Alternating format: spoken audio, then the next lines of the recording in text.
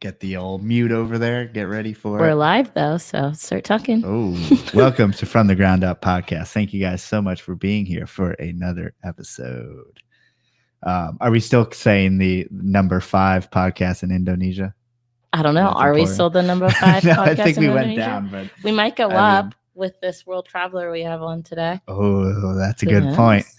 But before we get into that, portcitypythons.com, we have some amazing isopods available as well as some amazing substrates. So I've been working on something that an isopod substrate. I've been working really hard on getting kind of the different ingredients to what I want it to be. And this iteration that I have now seems to do really well as far as we have cocoa, we have hardwoods, we have leaf litter. I almost stuttered on leaf litter.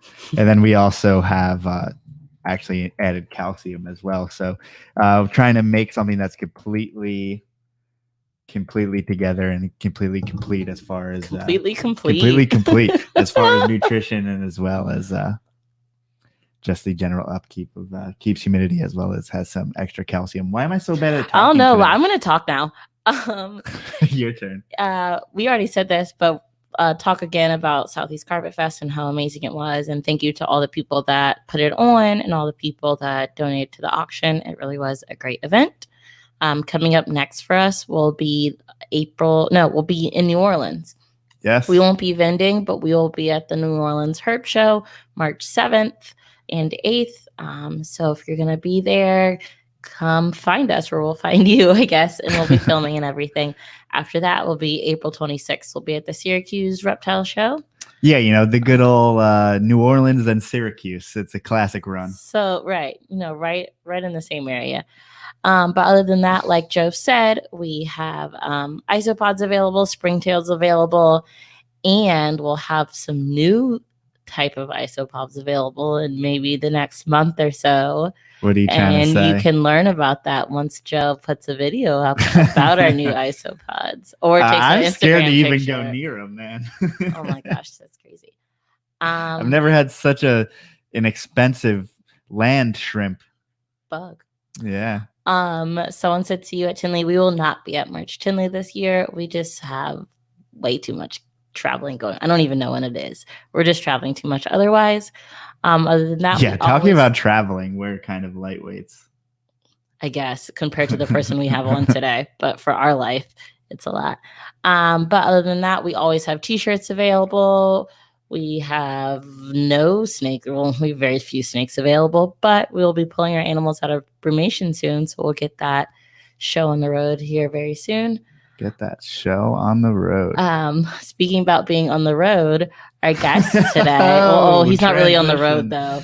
He's in the sky. Our guest today, Blu Boyer. He is a pilot and also a world traveler, world herper. Yeah, and he puts out a lot of amazing videos on YouTube. You may know him as Lou B747. So, Lou, welcome to the show, and thank you so much for hanging out with us. Hey, thanks, guys. I appreciate you having me on. I hope I can keep the show going for a couple hours. We'll see. Oh, don't worry, it'll be a lot easier than you think it will be.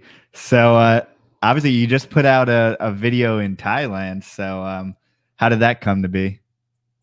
Yeah, I fly for a Japanese airline. I fly 747s, hence the Lou B747 channel name. And I do a lot of trips to Tokyo. I also do a lot of trips to Bangkok. And I just, every time I go somewhere, instead of going and sleeping in the hotel, like I probably should, I hit the field and go out looking for snakes. And just maybe 2 or 3 weeks ago, I was in Thailand. With the community the way it is now with Facebook and Instagram, it's pretty neat because you can meet up with a lot of people that you don't really know but have similar interests. I met some guys out there. We went out and we just had a blast. We found these pit vipers, the large-eyed pit vipers. We found one that was brown, which typically they're bluish to greenish, and so those guys were stoked. I was stoked. Everybody was happy. It was it was a great time. Anytime I go somewhere, I try and make the most of it and see something I haven't seen before. And I mean, those younger guys that were with you on the trip, you know, that one guy's super big on Instagram, and those guys all seem to be pretty hands-on with the reptiles, and it seems like you were not.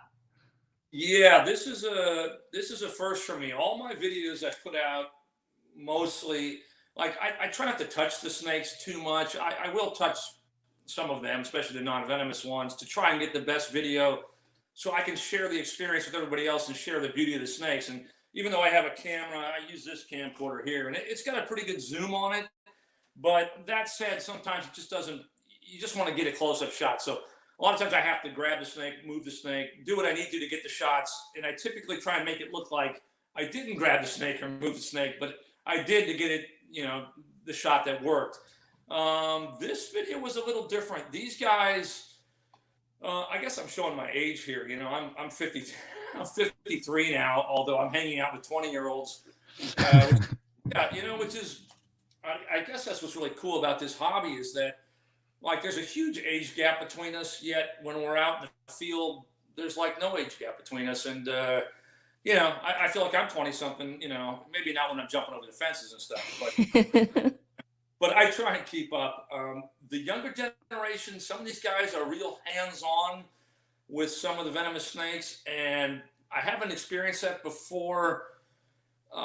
You know, it's a big mixed bag out there as far as people like, oh, you shouldn't do that. And the guys are like, hey, I can do whatever I want. It's my life. You know, I'm married. I'm a father of two. So I look at things maybe a little bit differently than a 20-something-year-old. Maybe a 20-year-old version of myself, you know, would have done the same thing they did. And that's not to knock what they did. I think it's cool, you know, but at the same time, I don't want to go to the hospital for a bite. So there's that. Yeah, that's for sure. Especially in a foreign country when you have to fly a plane in the next couple of days. Yeah. Wouldn't go over so well with the air ride. So, you know, it's choices people make. And I, you know, like Chris, who you guys were mentioning earlier, has a huge Instagram following. He's got, I think, like 15 king cobras. I've seen his king cobras. He's gotten his king cobras out. I haven't held the king cobras, but I've been very close to the king cobras videoing them. And if I felt unsafe, I wouldn't do it.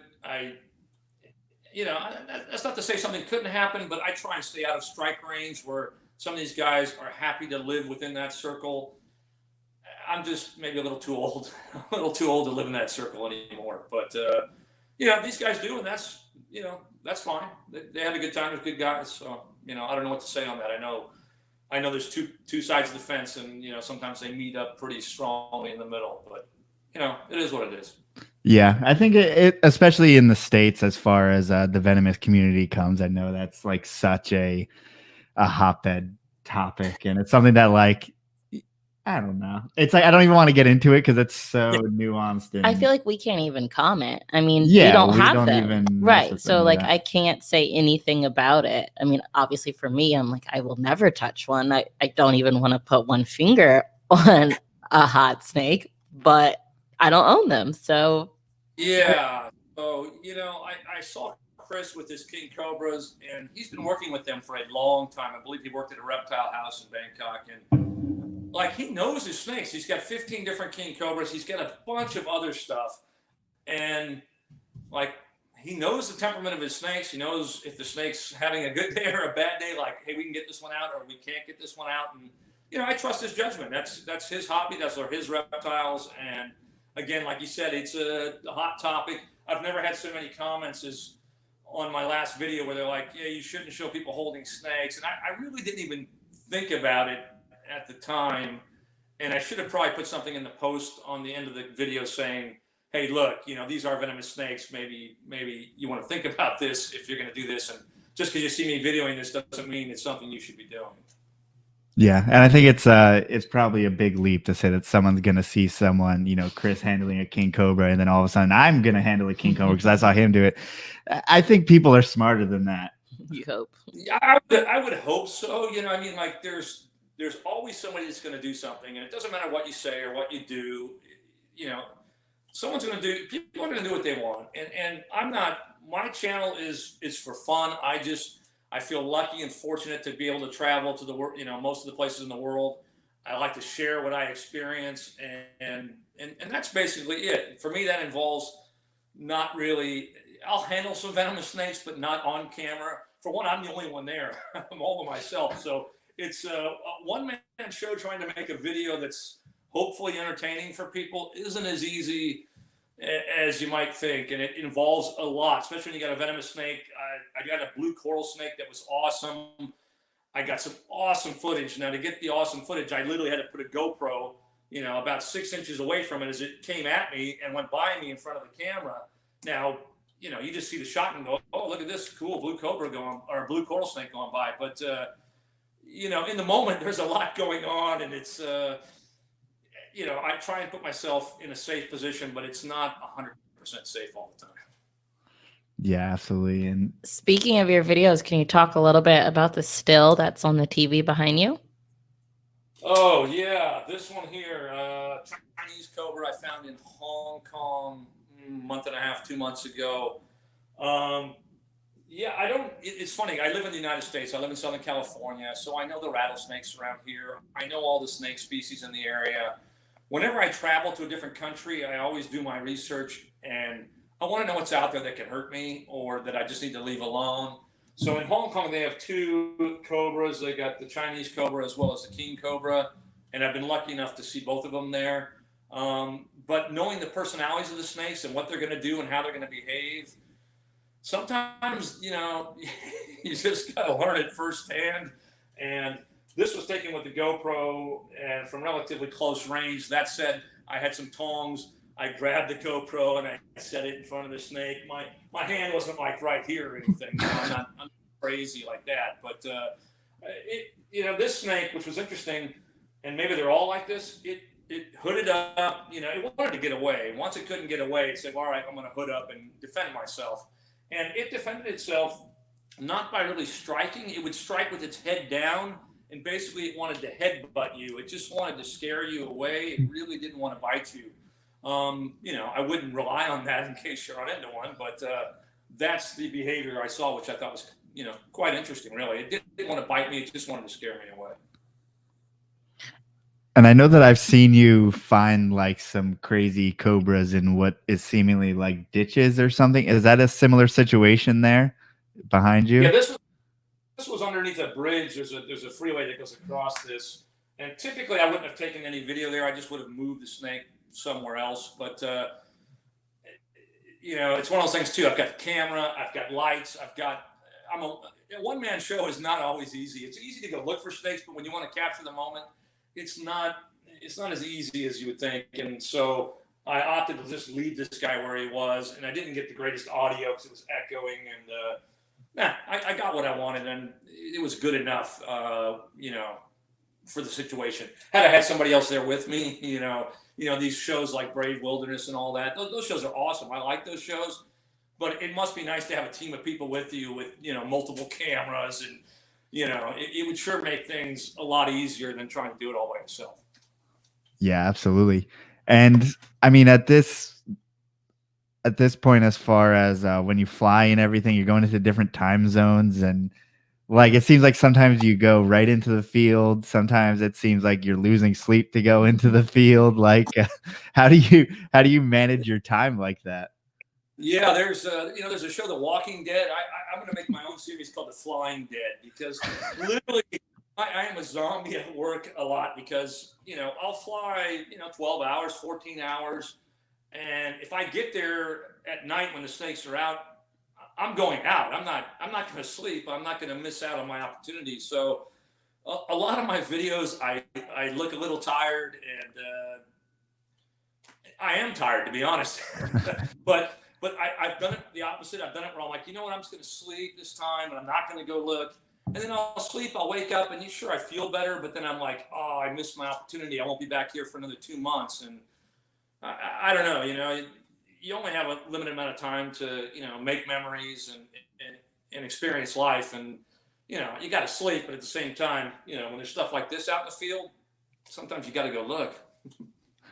So what are your essentials when you travel? Like, I feel like you've mentioned at least like 5 or 6 things already. And so I'm picturing like you have a whole nother suitcase just for herping. Yeah, I just have it sitting here because I was just editing a video, but this is my main camera. I know everybody nowadays uses like you know, the SLRs, but I use an old camcorder. It's actually not that old. It shoots in 4K. It's got optical stabilization and it's got a really good zoom. So for the tree snakes and stuff, this is my main camera. I've got an old GoPro, what is it, a Hero 4. This thing's like ancient, but it's done me well over the years. If it's raining out or I need to get something under the water, I'll use that. I've got a drone that I've added to add a few shots here and there, you know, just for like establishing shots to kind of make more of a story. I try and make my videos not like, oh, here's a snake, you know, I try and make it like more of a journey and, you know, so I take other shots. So I bring that. I bring multiple flashlights. I've got headlamps, the batteries for those. You know, it's nothing worse than being somewhere and being stuck without a light at night. So extra sets of batteries and an extra light itself. I bring a rain poncho because I've been multiple times. I've been out in the middle of the jungle and, you know, the thunderstorms come and it's an experience. It's an experience the first time. After that, you've had your experience, and then it's just not fun anymore. You've got all your stuff you're trying to keep dry, let alone yourself. So I bring a rain poncho. I bring a waterproof backpack if I remember to bring it. Yeah, flashlights. You know, I bring my phone in case I have an emergency. One of the things I'd like to mention, if you're ever going anywhere else looking for snakes, guys, wherever you are, Hong Kong, Singapore, wherever it is, find out what their local 911 number is. That way, just in case you hit it and someone's going to come find you. It's not 911 everywhere. It's not 911 in the U.S., but they have the you know, the equivalent number in just about every country I've been to. So, you know, good to have that one ready to go just in case. Have you ever brought anything back from the field from you as far as like a pest or something? Like, because I know in the last video, it was like a centipede or millipede, this giant, like 12-inch creature. And I believe you said that you've seen them in the wild. Yeah, I've seen a lot of those. I don't do so well. I love snakes. I don't do so well with like spiders and centipedes and stuff like that. It's not that I don't like them. I just don't like them on me, you know. And I've been in plenty of places where I've walked through a huge web, and all of a sudden you're like, oh shit, you know. Oh, can we say that on? I guess we can. Yes, you can. You know, but you're like, geez, there's a spider on me somewhere. You know, I don't mind videoing that stuff, but I don't like it on me. I haven't had anything join me in a suitcase on the way home that I've been surprised to find, you know, when I've gotten to customs or anything. But and as far as snakes, I leave everything I find in the field, and that is difficult because, to be honest, there are some really cool snakes in the world, and there are snakes that you don't see at reptile shows, and you just don't see them, and they are stunning in person. And there's been a few that I'm like, oh, I would love to bring this back, but no, haven't done it. So yeah, I like seeing them out in the wild, and that's nothing against having pets. I have a few pet snakes here, but you know, I leave what I find in the wild in the wild. To pause for a second, I don't think we told you before this started that there is a chat going on as we're talking, and I just wanted to pull some questions from the chat. Oh, okay. Josh M's asked Lou, where's your favorite place to herp? Favorite place? Ooh. That is a tough one. I love Singapore. Singapore, it's special to me because I found 5 blue coral snakes now, and blue coral snakes are probably my favorite snake. I'd pull it up behind me if I could, but the keypad's over there. But blue coral snakes are, I don't know, you'd have to see one. It's they're almost iridescent and they almost glow, you know, in the daylight, and they're just spectacular snakes. So Singapore, I found 5 of those now. I've been looking for number 6 for like 5 years now. So I don't know if I'll ever find number 6, but so Singapore's good. I recently went to Bali, which I haven't been to Bali in like 25 years. And some guys at Bali Reptile Rescues, if I can say that, they took me out. We found a ton of snakes. That was really, really cool. I love Hong Kong. I actually like going anywhere I haven't been before. And, you know, I've done some videos from Chicago where I went out and, you know, like they don't have a lot of species of snake in Chicago, but when it's something you've never seen before, even if it's something as simple as like a smooth green snake, I know people laugh at that sometimes, or a garter snake from the area. If I haven't seen it, it's something I want to see. It's something I want to share. So, you know, will a garter snake make my top 10? maybe not. Although I did find a San Francisco Gartersnake, and Ooh. that was awesome. That was a beautiful snake. But I don't have a favorite destination. I'm always looking forward to the next destination, if that makes sense. And did the flying and herping, have you always done that combination, or is that more of a recent thing? No. I've been flying my whole life. Started flying when I was 16. I started at the airlines when I was 21, and I'm 53 now. So I'm at the airlines for like 32 years. I've been flying 747s for probably the last 35 years, or I don't know, long enough. So I've been doing a lot of international flying. Sadly, the snake hobby took off a little bit later. I always liked snakes when I was a kid, and I didn't know you could go out and find them. Like, I didn't know that was a thing people did. I mean, obviously they were out there, but I didn't know how easy it would be to find them. My first job flying 747s, we went to South America, we went to Africa, we went everywhere, all these places that now, looking back, I wish I had this hobby back then, because I could have found so many cool things. Now I work for Japanese Airlines, so I live in LA. It's always Tokyo at first, and then from Tokyo it's Hong Kong, Singapore, kind of the same Asian places. So I'm sort of stuck in a little bit of a loop there, but there's still a lot of cool stuff to see there. So I forgot what your question was, but have I always been into snakes? Yes, I guess. And flying, it's been my passion since since I was a child. I guess I always wanted to fly, and it's expensive to do on your own. So I thought I'd make a career out of it. And something like Thailand, is that just a place that you went one-off? Is that you did extra traveling there, or you just happened to be there? No, we have daily flights there. So what I'll typically do, we can bid our schedule for the month, sort of. So like in March, I'm going back to Thailand. The schedulers, the people at my airline think I don't know what they think. They think I'm out of my mind, I think, because they know I go look for snakes like wherever I go. So, right now in Hong Kong, it's too cold. So I put on my schedule request, no Hong Kong, too cold for snakes, So, yeah. So I don't want any Hong Kong flying until like April when the season starts back up. But Singapore's hot all year round. So, and same with Thailand. So I'm like, hey, I want to go towards this part of the world. And now when it starts to, heat up in the Midwest, I'll start going to Chicago or New York or, somewhere else. But I sort of tailor my trips around where the snakes are. And Bangkok is a service we do. We started about a year ago. So I've been there maybe 3 times now. And I think just about every time I've met up with Chris Shannon, you guys probably know his Instagram is Chris Sweet. And then there's BKK Herper. He's another guy I met up last time. And there's a lot of cool people that are into it out there. So it's like I have this young 20-year-old family that's like I can go meet out there, and we're just, we're into the same things, and we go have a good time. And, being the older guy, I can buy him dinner, and it's kind of cool.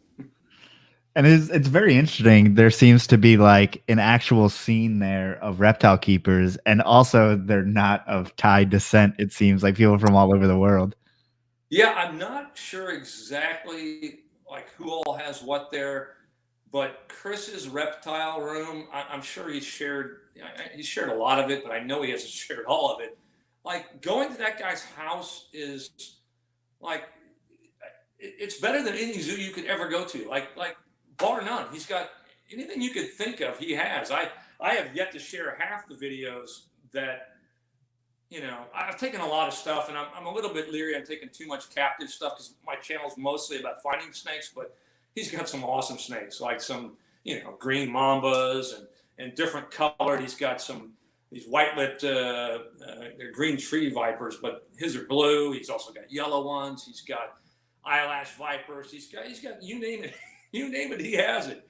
And Is there any restriction In Thailand? Yeah, are there any restrictions on what you can keep? I've never actually asked him, and I probably won't ask him that question. So, I don't know. Yeah, that's interesting. And it's always interesting to see how reptile keepers do it, across the world.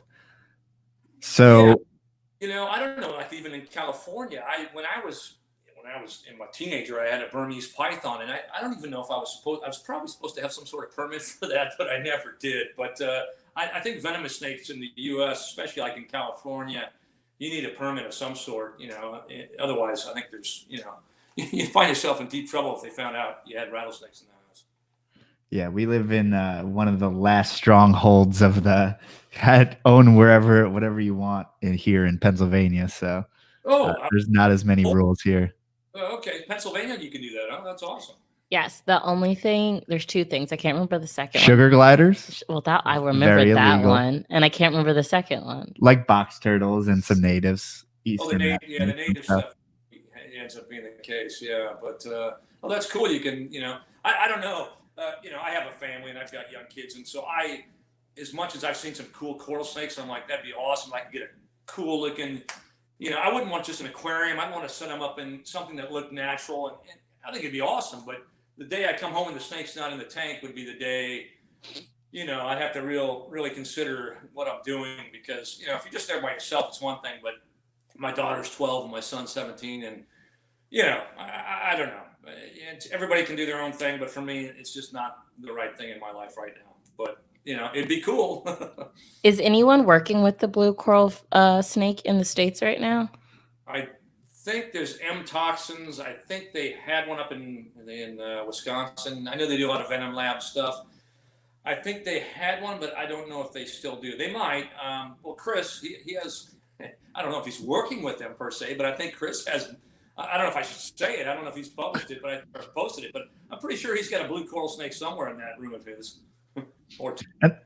That seems like that would be a pretty notorious amphibian eater, or they eat other snakes, I think, is their thing. So, but all his king cobras eat other snakes. So for him, feeding him snakes isn't an issue, I don't think. But I don't know if they do so well in captivity. So, he keeps what he can keep, like a lot of people, but some snakes I just don't do so well. There's some cool, just Oriental whip snakes. I find them in Singapore all the time. They're beautiful. I think I've seen them in the pet trade, but usually you see them and their nose is kind of, roughed up a bit. They're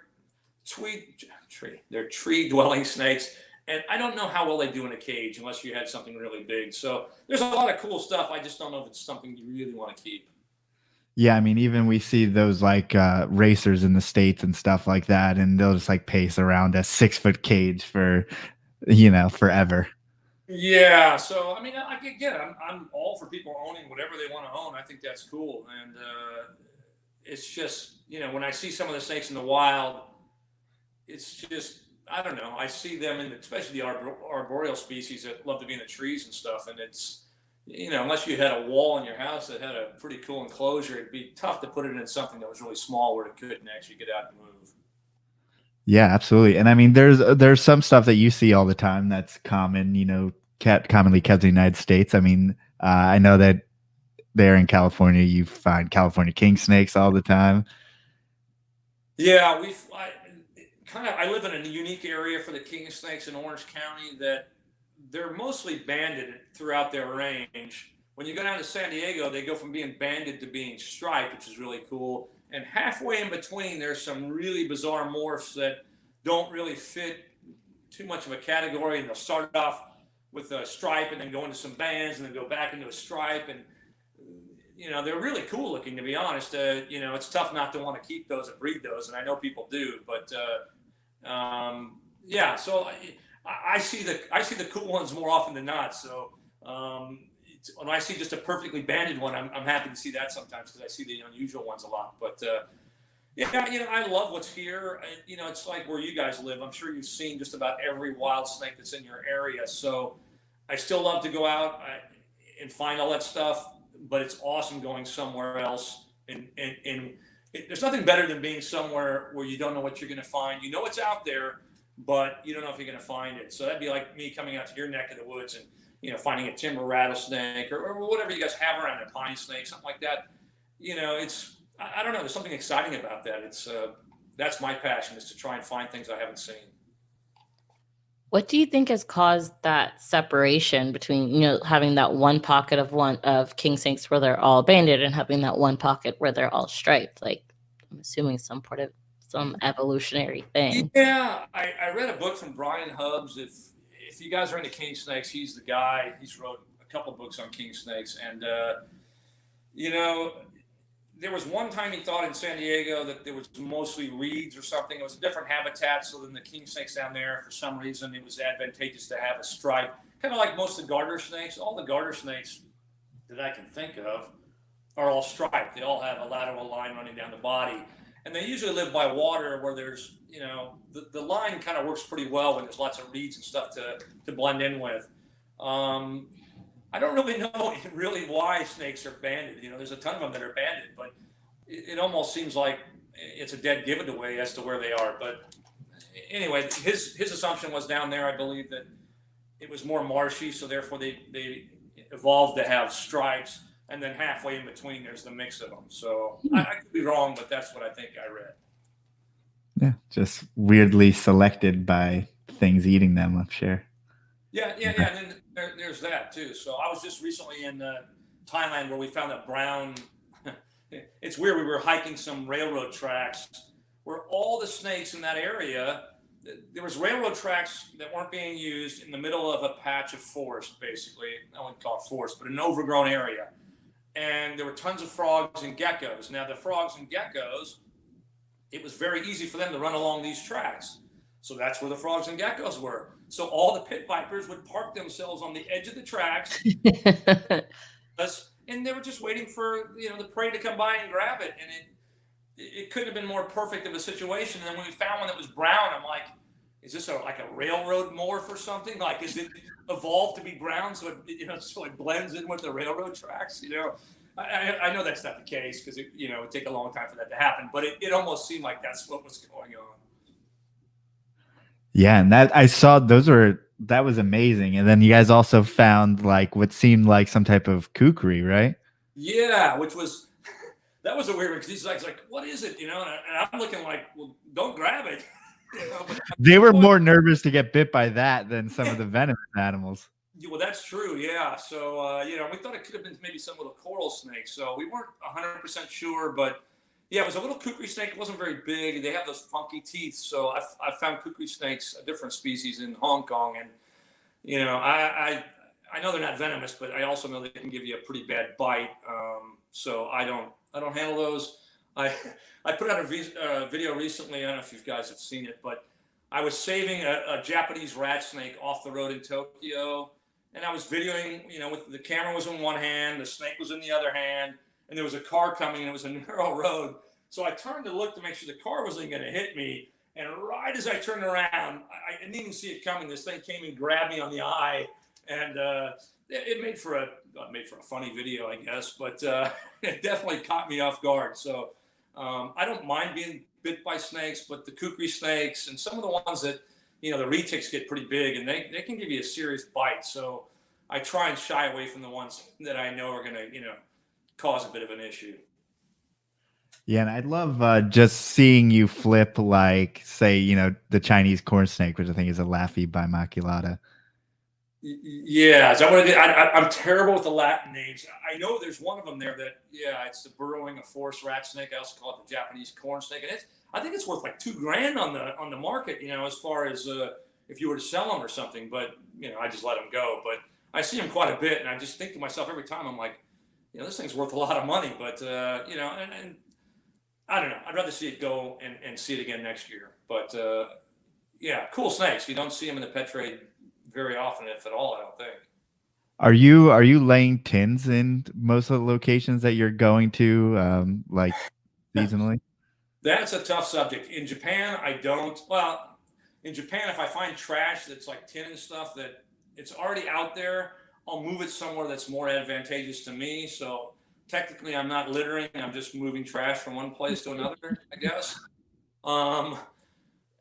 In Southern California, it's an interesting group of people here. Everybody's very protective of the board lines, and rightfully so, I guess.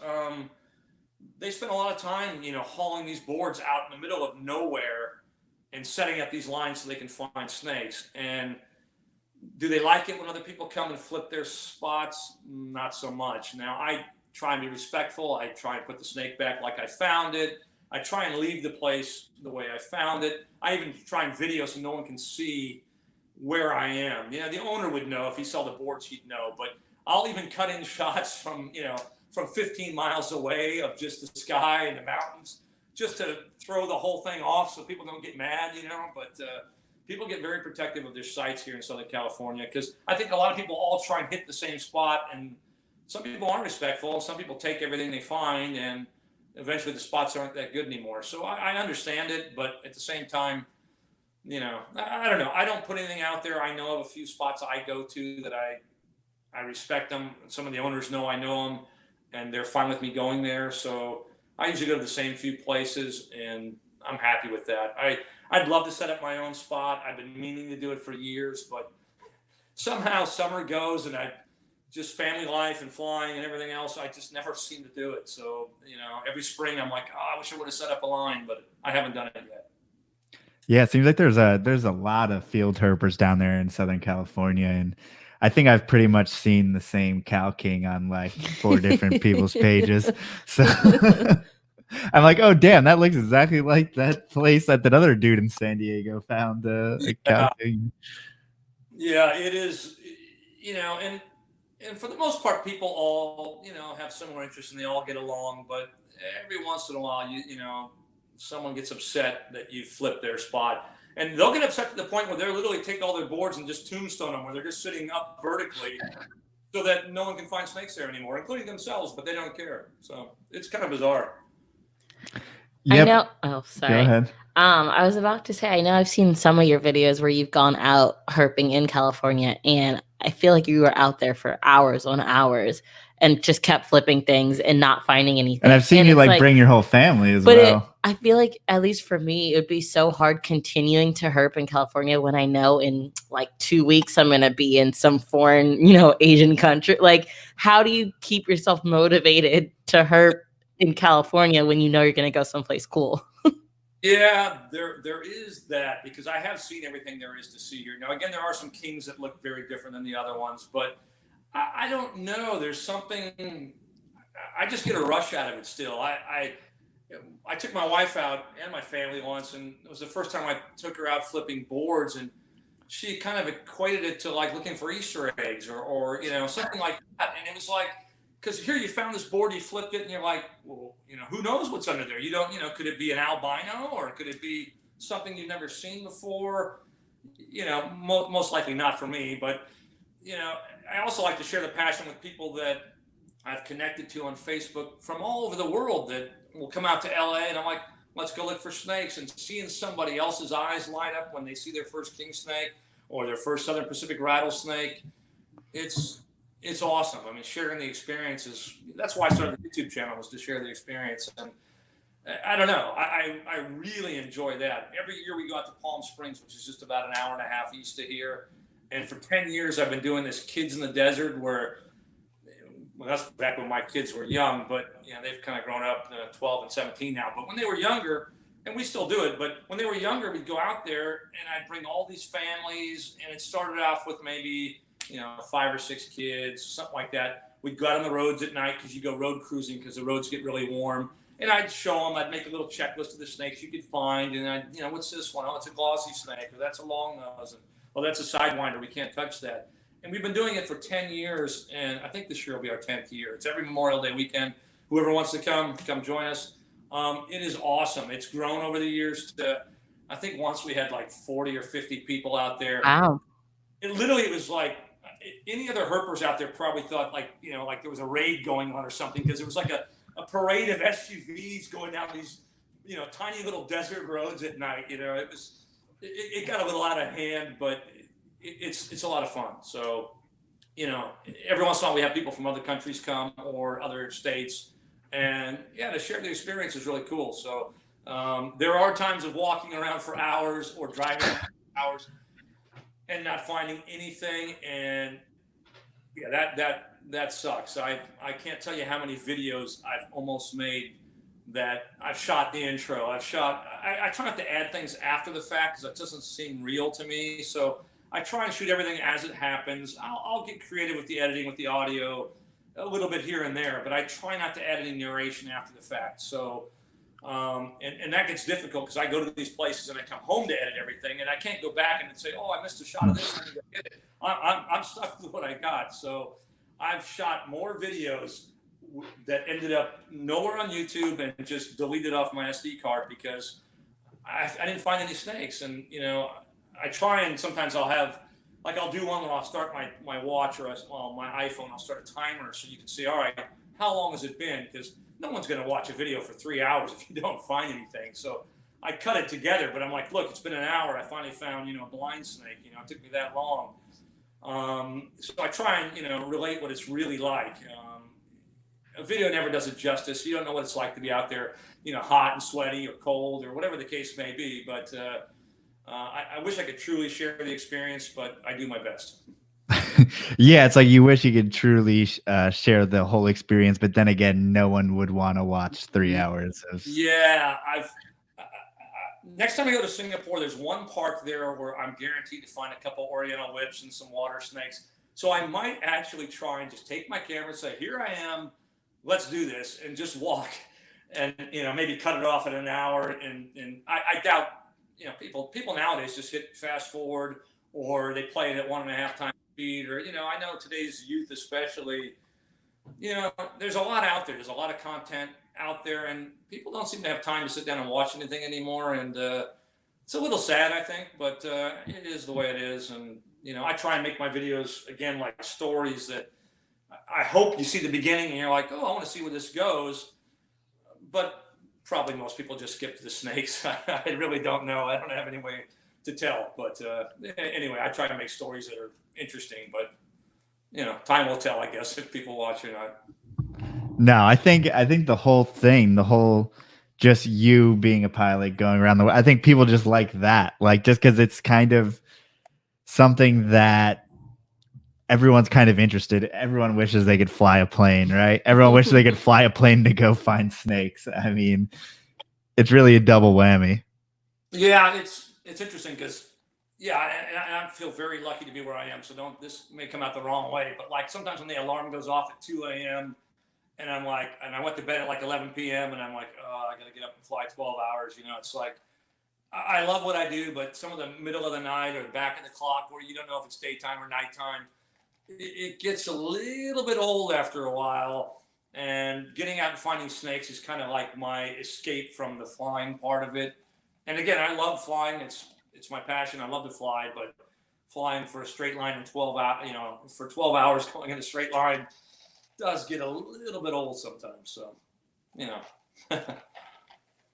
When you do stop flying one day, do you hope to increase your captive collection? Here's the weird thing. When I stop flying someday, I'm gonna get on an airplane as a passenger, and I'm gonna go to all the places I didn't get to fly to as a pilot. So I'm going to go out and find all the snakes I couldn't find at this job.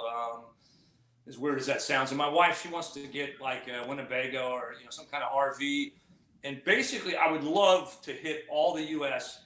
and for her, it wouldn't be about the snakes so much. Like, she's okay with the snakes, but snakes aren't her passion, I guess I should say. But she's okay with my hobby. But she wants to go out and just kind of like tour the U.S. So I think it'd be awesome to just go and not know exactly where you're going. It's like, oh, let's go to New Mexico and hang there and see if I can find something when we're there, and maybe get on Facebook and chat with somebody and say, hey, I'm up in Colorado. Why don't you come up here? And it'd be cool just to work my way across the whole U.S. and kind of video document the whole thing.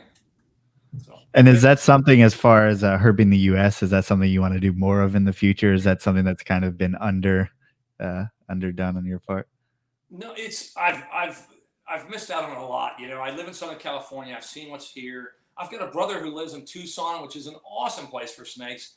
And every year when it comes August and September, when it's a good time for snakes there, kids are starting back up in school, or there's just a lot going on, and it seems like I never get out there. And my wife's from the Midwest in Kansas City, and if you know the Midwest, the Flint Hills especially, there's milk snakes, there's all kinds of cool stuff to find, and I want to see it all. There's mud snakes, there's timber rattlesnake. Florida itself's got all kinds of crazy stuff. So I feel like I'm going to all these places other than the U.S., and I would love just to kind of herp in my own backyard, so to speak, in the U.S. And, like I said, with the Facebook thing, I've met a lot of people that are like, hey, if you're ever in New York, or hey, if you're ever in Austin, and I've got all these invites like, hey, I want to go out. And that's probably the best thing about my YouTube channel that's happened for me, is I've connected with people that kind of dig the same thing I do, and they're like, hey, I want to go do that with you, and I want to go. So all these guys that are saying, hey, come join me. Look, if I could go tomorrow, I would. But you know, tomorrow is just going to have to wait a little bit. But I can't wait to get out and meet everybody and go find everything we can find. Absolutely. And I mean, talking about native herps, I mean, can we talk a little bit about finding the San Francisco gartersnake, which if people don't know, I mean, this is probably, if not the rarest snake in North America, one of the most rare snakes in North America. Yeah, that was cool. It's funny. My son, I grew up here surfing. I live in Southern California, and my son's into the water sports as well. He's big into skimboarding, which is a little bit different, but same idea. Generally, you ride a board, but you start from shore. And there was a contest up in Santa Cruz that he was in. So my family and I, we've done it for 2 years now. And this will be our 3rd year coming in June, I think. But we go up for the skimboard competition, and I try everywhere I go, no matter what I'm doing. I always try to sneak away, not from them, but I try and sneak away from whatever it is we're doing and go find something that's in the area. So all of us went that time, and we went up just north of Santa Cruz. There's only a small pocket where these snakes live, and you can't touch them. You can't, I don't know what the rules are. I just know you basically got to leave them alone. So we went, my daughter found a garter snake on the ground that was a coast garter snake, which was really cool. So she picked that up, and she's posing with it and stuff, which she likes to pose with like her fingernails and see how the snakes clash with her nails. It's kind of interesting, but so anyway, then we found the San Francisco garter snake that was, it was everything I thought it would be. It was just like a pale light blue with the red and it was awesome. With the zoom on my camera, that's the one thing that if you're going to do any videos, guys, get a camera that has a good zoom, because some of the snakes you just can't get close to. And that video, I made that video based on my zoom. You know, that sold me on that camera after I had it, because I got shots I wouldn't have been able to get. It looked like I was right up with the snake, and you know, I'm glad I was able to share something, because it's possible those snakes won't be around, you know, in the future. I know they have them in captive collections, but in the wild, I know that area is getting developed, and you know, they might be gone in 10 or 20 years. I don't know. So hoping to find another one. Uh-oh, and my daughter's here, by the way. You want to come over? You guys mind if my daughter comes? No, go for it. She's here. Come on, you can see yourself sort of in the camera here. This is my daughter, Cirrus. And Hello. she's into the snake hobby too. Like, you're not afraid of holding any snake, or no? We go road cruising and we go find snakes, and she's the first one to run out and go, "It's a rosy boa." Yeah. And so speaking of which, you want to go get a Oh, yeah, rosy this boa? is my friend. Oh, yeah. Oh, you got this is so my I friend. got Nicolette, a friend of hers, neighbor. She's like, are you the queen of like Instagram? She's got like 1 million followers. Kids these days, snake videos. I can't get the following, but these guys get it. But go grab Rosie if you want. I'll bring a snake out just for fun. Speaking of keeping snakes, I generally leave all the snakes I find out in the wild. The exception is I found one rosy boa once and saved it from getting hit by a car. We decided to bring it home, and it's kind of a cool snake. You guys, I know you guys deal with snakes, so you know the rosy boas, and it's been kind of like an educational snake over the years. Anybody that comes over that's afraid of snakes, I show them the rosy boa, and they hold the rosy boa, and then all of a sudden they're not afraid of snakes anymore. So it's been really cool. I feel a little bit weird about taking it from the wild. I did have a permit, so I was legal to do so. So I didn't break any laws or anything like that. But you can't get it open? Okay, I'll get it in a minute. But anyway, anybody that comes to the house, especially her friends, we share the snake with them, and then I feel like I've educated, the youth a little bit, and so taking the one snake, I feel like has served a purpose, if that makes sense. Yeah, and Jason Rumfeld in the comments, he was asking, what do you keep and what do you not have that you would like to keep? So besides the rosy boa. Yeah, the rosy boa I've got one mountain king snake that was given to me. It's from the Santa Cruz Mountains. So it's a red, white, and black, a mountain king snake, Zanata. I have a couple king snakes. When I first got in this hobby, I found a couple king snakes, and I brought them home. I didn't even know the difference at the time. And I was like, hey, look what I found. And I posted on some Facebook group. And guys are like, your snakes are gravid. And I'm like, yeah, what does that mean? You know, and they're like, yeah, you know, they're going to lay eggs. And I'm like, oh, so then I had everybody talk me through how to do it. And so I ended up with a bunch of baby king snakes. I think we had like 13 king snakes. And I thought I could just release them back into the wild. Technically, you're not supposed to do that. So then I just started gifting them away. So, you know, anybody who wanted a snake that I thought was a good home for a snake, I gave to them. I think I still have 2 of those king snakes left that I just never gave away. So I've got a couple California kings, the one mountain king, and the rosy boa. I think that's it. So, and is there anything that you haven't kept that you'd like to keep? Any like? Oh yeah, that list is long. Non-venomous wise, there is a snake that I see quite regularly in Hong Kong called a greater green snake. You'd have to look it up, but greater green snake. Of all the green snakes out there, I know we have green snakes in the U.S. and stuff, but these are a different species. They glow like they're a glowing green, and they have this bluish eye, and they're just, I don't know, they're just like a little, you know, work of art. They're just unicolor. It's just one color of green, but they are spectacular looking. I love those. Oh, you got, all right. We got him open. All right. Yeah, I mentioned king snakes before. Let's see. So here we go. I'm going to smell real good after this, but so we mentioned king snakes and how they look very different in Southern California. Don't musk on me. This is one of the king snakes I've kept. I don't know if you can see him here. So like I said, most king snakes are banded, and this one doesn't really have, well, it doesn't have any banding at all. It's kind of a unique to itself snake. It's all white on the bottom. It's not brown and yellow, so maybe you guys do the reptile thing, you know, if it's I don't know what you call it, but it's missing some pigment of some sort. It's not yellow, it's whitish, but it's not like the desert white ones. It's very unique unto itself. So, yeah, it's a real bizarre king snake. So that's one of the snakes we have. Yeah, it's like very solid coloration on top and very little pattern on the sides in comparison to what like a normal apparent would look like. Sorry, I don't mean to talk on top of you. There's a bit of a delay, but yeah, most people wouldn't even really ID it as a king snake at first. It doesn't really look like a king snake. So it's unique. So it's kind of cool. You know, if I can find a good home, I'll probably give it to somebody, but that's okay. Oh, maybe I won't.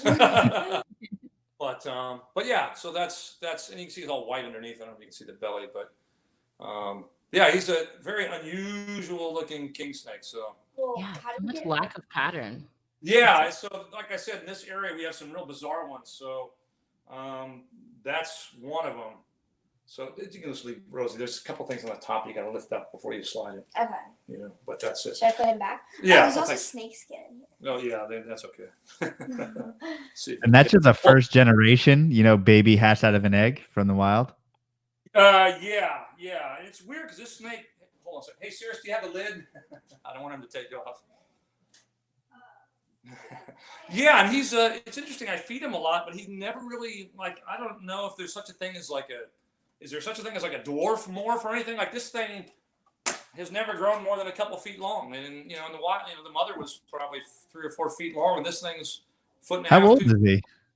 So I don't know. It's never gotten any bigger, so it's kind of bizarre. I don't know. Like I said, it eats regularly, and it everything seems normal. It looks normal, behaves normal, but it's like a miniature. I mean, dwarfism can happen, right? I mean, it's never happened to me. But how old did you say he was? Here, take a look. He's he's I don't know, 5 years old or something. Oh, damn! Wow. Yeah. Yeah. Now it is winter, so I usually don't feed him in the winter for kind of like the wintertime brumation. So he looks a little thin maybe right now, but no, he's a small 5-year-old. Yeah, he's tiny. I mean, like he eats, but he doesn't grow. Yeah, I would say that snake's like 1.5 years old. Right. Most people would say. Yeah. So, but again, he's a little thinner than normal now, just because it is winter. And well, usually I don't know what you guys do, but the few snakes I have, the king snakes and stuff, I usually don't feed them through the winter and just kind of put them out where it's cold and kind of simulate, you know, their conditions in the wild. Ish. Yep. Yeah. Yeah. So, other than it seems like you have all California. all California natives, Yeah. don't you? Well, as far as like other snakes, if I could keep a venomous snake and I could keep it well, I'd have a blue coral snake at the house. That you'd have to see one. It's spectacular. It's the red head and the red tail and the blue on the side, and then it's all red underneath. And then it's a coral snake, but it gets like 1.5 meters long. I mean, they're big snakes, and that was cool. I saw a gold king cobra in Hong Kong that I don't know. I don't think I'll ever see anything quite like it. I've seen all of Chris's king cobras, and he has something that looks sort of like it, but nothing matches the one I saw. And it was, would I keep a king cobra? No, that's not me. I don't have the time and whatever to really dedicate to that. But if I could, maybe I would. But that greater green snake, though, as simple as it is, I don't know why they're not in the pet trade. Maybe they don't do so well. Maybe after this podcast, they'll be in the pet trade. Who knows? But they are cool. They are cool snakes, and I don't know. That's one of my favorites. As simple as it is, as common as it is in the areas you find it, it's just pretty cool looking to me. Yeah, I mean, you can't really go wrong with any green snake, and I mean that goes even for our natives, and those aren't even kept very well, multi-generational in the. Yeah. So I mean, something about a green snake. I don't know what it is, but like, especially seeing a green snake up in a tree, it's just like, oh wow, like it's just so perfect. And so, I don't know. I'd keep one of those if I could. I've come close to like, for one, I can't just put it in my suitcase and take it home. There are laws against that, and as a pilot, I'm not exempt to any of those laws. So you don't have to go through security, or you probably go through more security. We go through security too. So the reality is, if I was ever to do that, I'd have to just let it go free in my bag. And if they opened it and saw it, I'd have to look just as shocked as they were when they saw it. I go, oh my God, a snake, get it away from me, or something like that. But no, I value my job. I'm not going to take a snake on the plane. They've done that movie before, I think. So we don't need snakes on the plane too. Yeah, it's a little too cliche, and it's too. Yeah. Yeah. Oh, you want to bring him in? Oh, they got the rosy boa out here. You guys can step in here. Yeah. Come over here, Nicole, if you want to. Oh, you're scared of it? No, you're not scared of it, really? You got it. All right. So here's the reason we got this snake. Watch this. Yeah. Rosy boa can't bite you. Well, it can bite you, but it won't bite you, right? Look, see, not going to do anything. Just touch the back of it. It's not slimy. It's not. See. Don't put it on me. Well, we won't put it on you, but see what I'm saying? It's not going to bother you. Will it bite me? No, it won't bite you. Here's something different. That's sort of why we kept it, just for reasons like this, and we enjoy getting it out and stuff, but it's awesome when you show it to somebody who hasn't, seen the snake really and has all these misconceptions about snakes, and and you can prove them wrong, I guess, and show them that they're actually pretty cool. And I don't know. Is there any particular locality to that animal? Yeah, this was from the Palm Springs area in California. So Whitewater is the road everybody cruises out there. I wouldn't normally say that, but everybody knows that road. So yeah, Whitewater is the place, and people that are into rosy boas would look at it probably and know that. I'm not that good at it as far as the boas go, but it's kind of a light speckling, I guess. So maybe that gives it away a little bit. And I know the colors change depending on where they're found, but I think this one's pretty typical of the locale, aren't you? It's a beautiful animal and calm. See, won't bite you. Yeah, you want to hold him? No, that's okay. All right, cool. I'm glad you touched it. That's cool. All right, cool. All right. So anyway, that's sort of the reason I held that snake, and I don't know. It's cool to share it. I think that's it's funny. I just went to a reptile show. Was it maybe January? It was here in Orange County, Anaheim, and there was a lot of people there, and it was cool. I usually don't go to reptile shows so much. For one, I'd buy everything in there if I could, because there's a lot of cool stuff. But I don't know. I don't know. I usually don't go to reptile shows, but seeing people that like see snakes for the first time and people holding them and stuff, it's really cool. I forgot, what it was like for someone. If you're into the hobby, you see it all the time. You don't think much of it, but when you see someone's reaction who hasn't seen, maybe a particular snake before, and just to see them light up like, hey, this is awesome. I don't know. It's cool. I like it. It's a strange hobby. Like to most people, like the other pilots think I'm absolutely out of my mind when we get on overnights. I go look for snakes, but I don't know. You know, people chase all kinds of stuff, so why not chase snakes? And it's much cooler, honestly, to see an animal in its natural habitat than in a deli cup. But if you're the uninitiated, you know, that first experience with an animal is just. Yeah, at this reptile show in Anaheim, I saw a little girl holding up. It was a ball python. Apparently at these reptile shows, it's like seems to be like 90% All python shows. Yeah. Yeah, is that what it is? Because I mean, they had some cool morphs and stuff, and I'm like, oh, that's cool, and I've never seen one like that before. But like, so this little girl was holding a ball python that, you know, she never held a snake before, and you could just see it kind of light up in her eyes. That, oh, really, you're gonna get the other one out too? Okay. Yeah, it was just awesome to see the excitement in her face, you know, and I guess maybe it was like, I think people still think it's going to be slimy and cold, and I think they're pleasantly surprised when they pick one up. And this girl, I think the dad was like, oh, great, now I got to buy one, you know. But, you know, it was cool. So, but yeah, the ball pythons, I think, have taken over those shows from the looks of it. They were everywhere. Oh, she had to go? Oh, yeah, you want to go? Here, I'll grab it real quick. My daughter's got one more. I was mentioning the Zonata, the Mountain King. So that's the one. Very nice. And they're real pretty. A friend gave me that. So That is beautiful. Yeah, they are really cool snakes. It's one of my favorite snakes. So if I could keep a snake, this would be one of them. And you know, there we go. I have one. But and this one's a little bit orange for the species. They're usually a little bit redder. But it's funny. I did a comparison video recently. I don't know where my wallet is, but Gucci makes a line of stuff with snakes on them. They scare king snakes, but they're actually coral snakes because they get the banding all wrong. So we went into Gucci store with this snake. Remember that? So we go into the mall with the snake. You know, I'm like, you know, you're not supposed to have, you know, you're not even supposed to have dogs in the mall. So my daughter's like, let's bring the snake, and I'm like, oh god, that's not a bad idea. So we walk into Gucci and I'm starting to video, you know, and then someone comes with me like, "Ooh, you can't video in the store." And so then I'm like, "Well, can I get a snake out to show you the difference between what you guys are selling?" He's like, of course not. Like a real snake? And I'm like, "Yeah." No, you can't do that. So, but you got a picture. Yeah, you got a picture with him outside the store or something. So he's very cool. If you're gonna pay like $200 for a wallet, it better look right.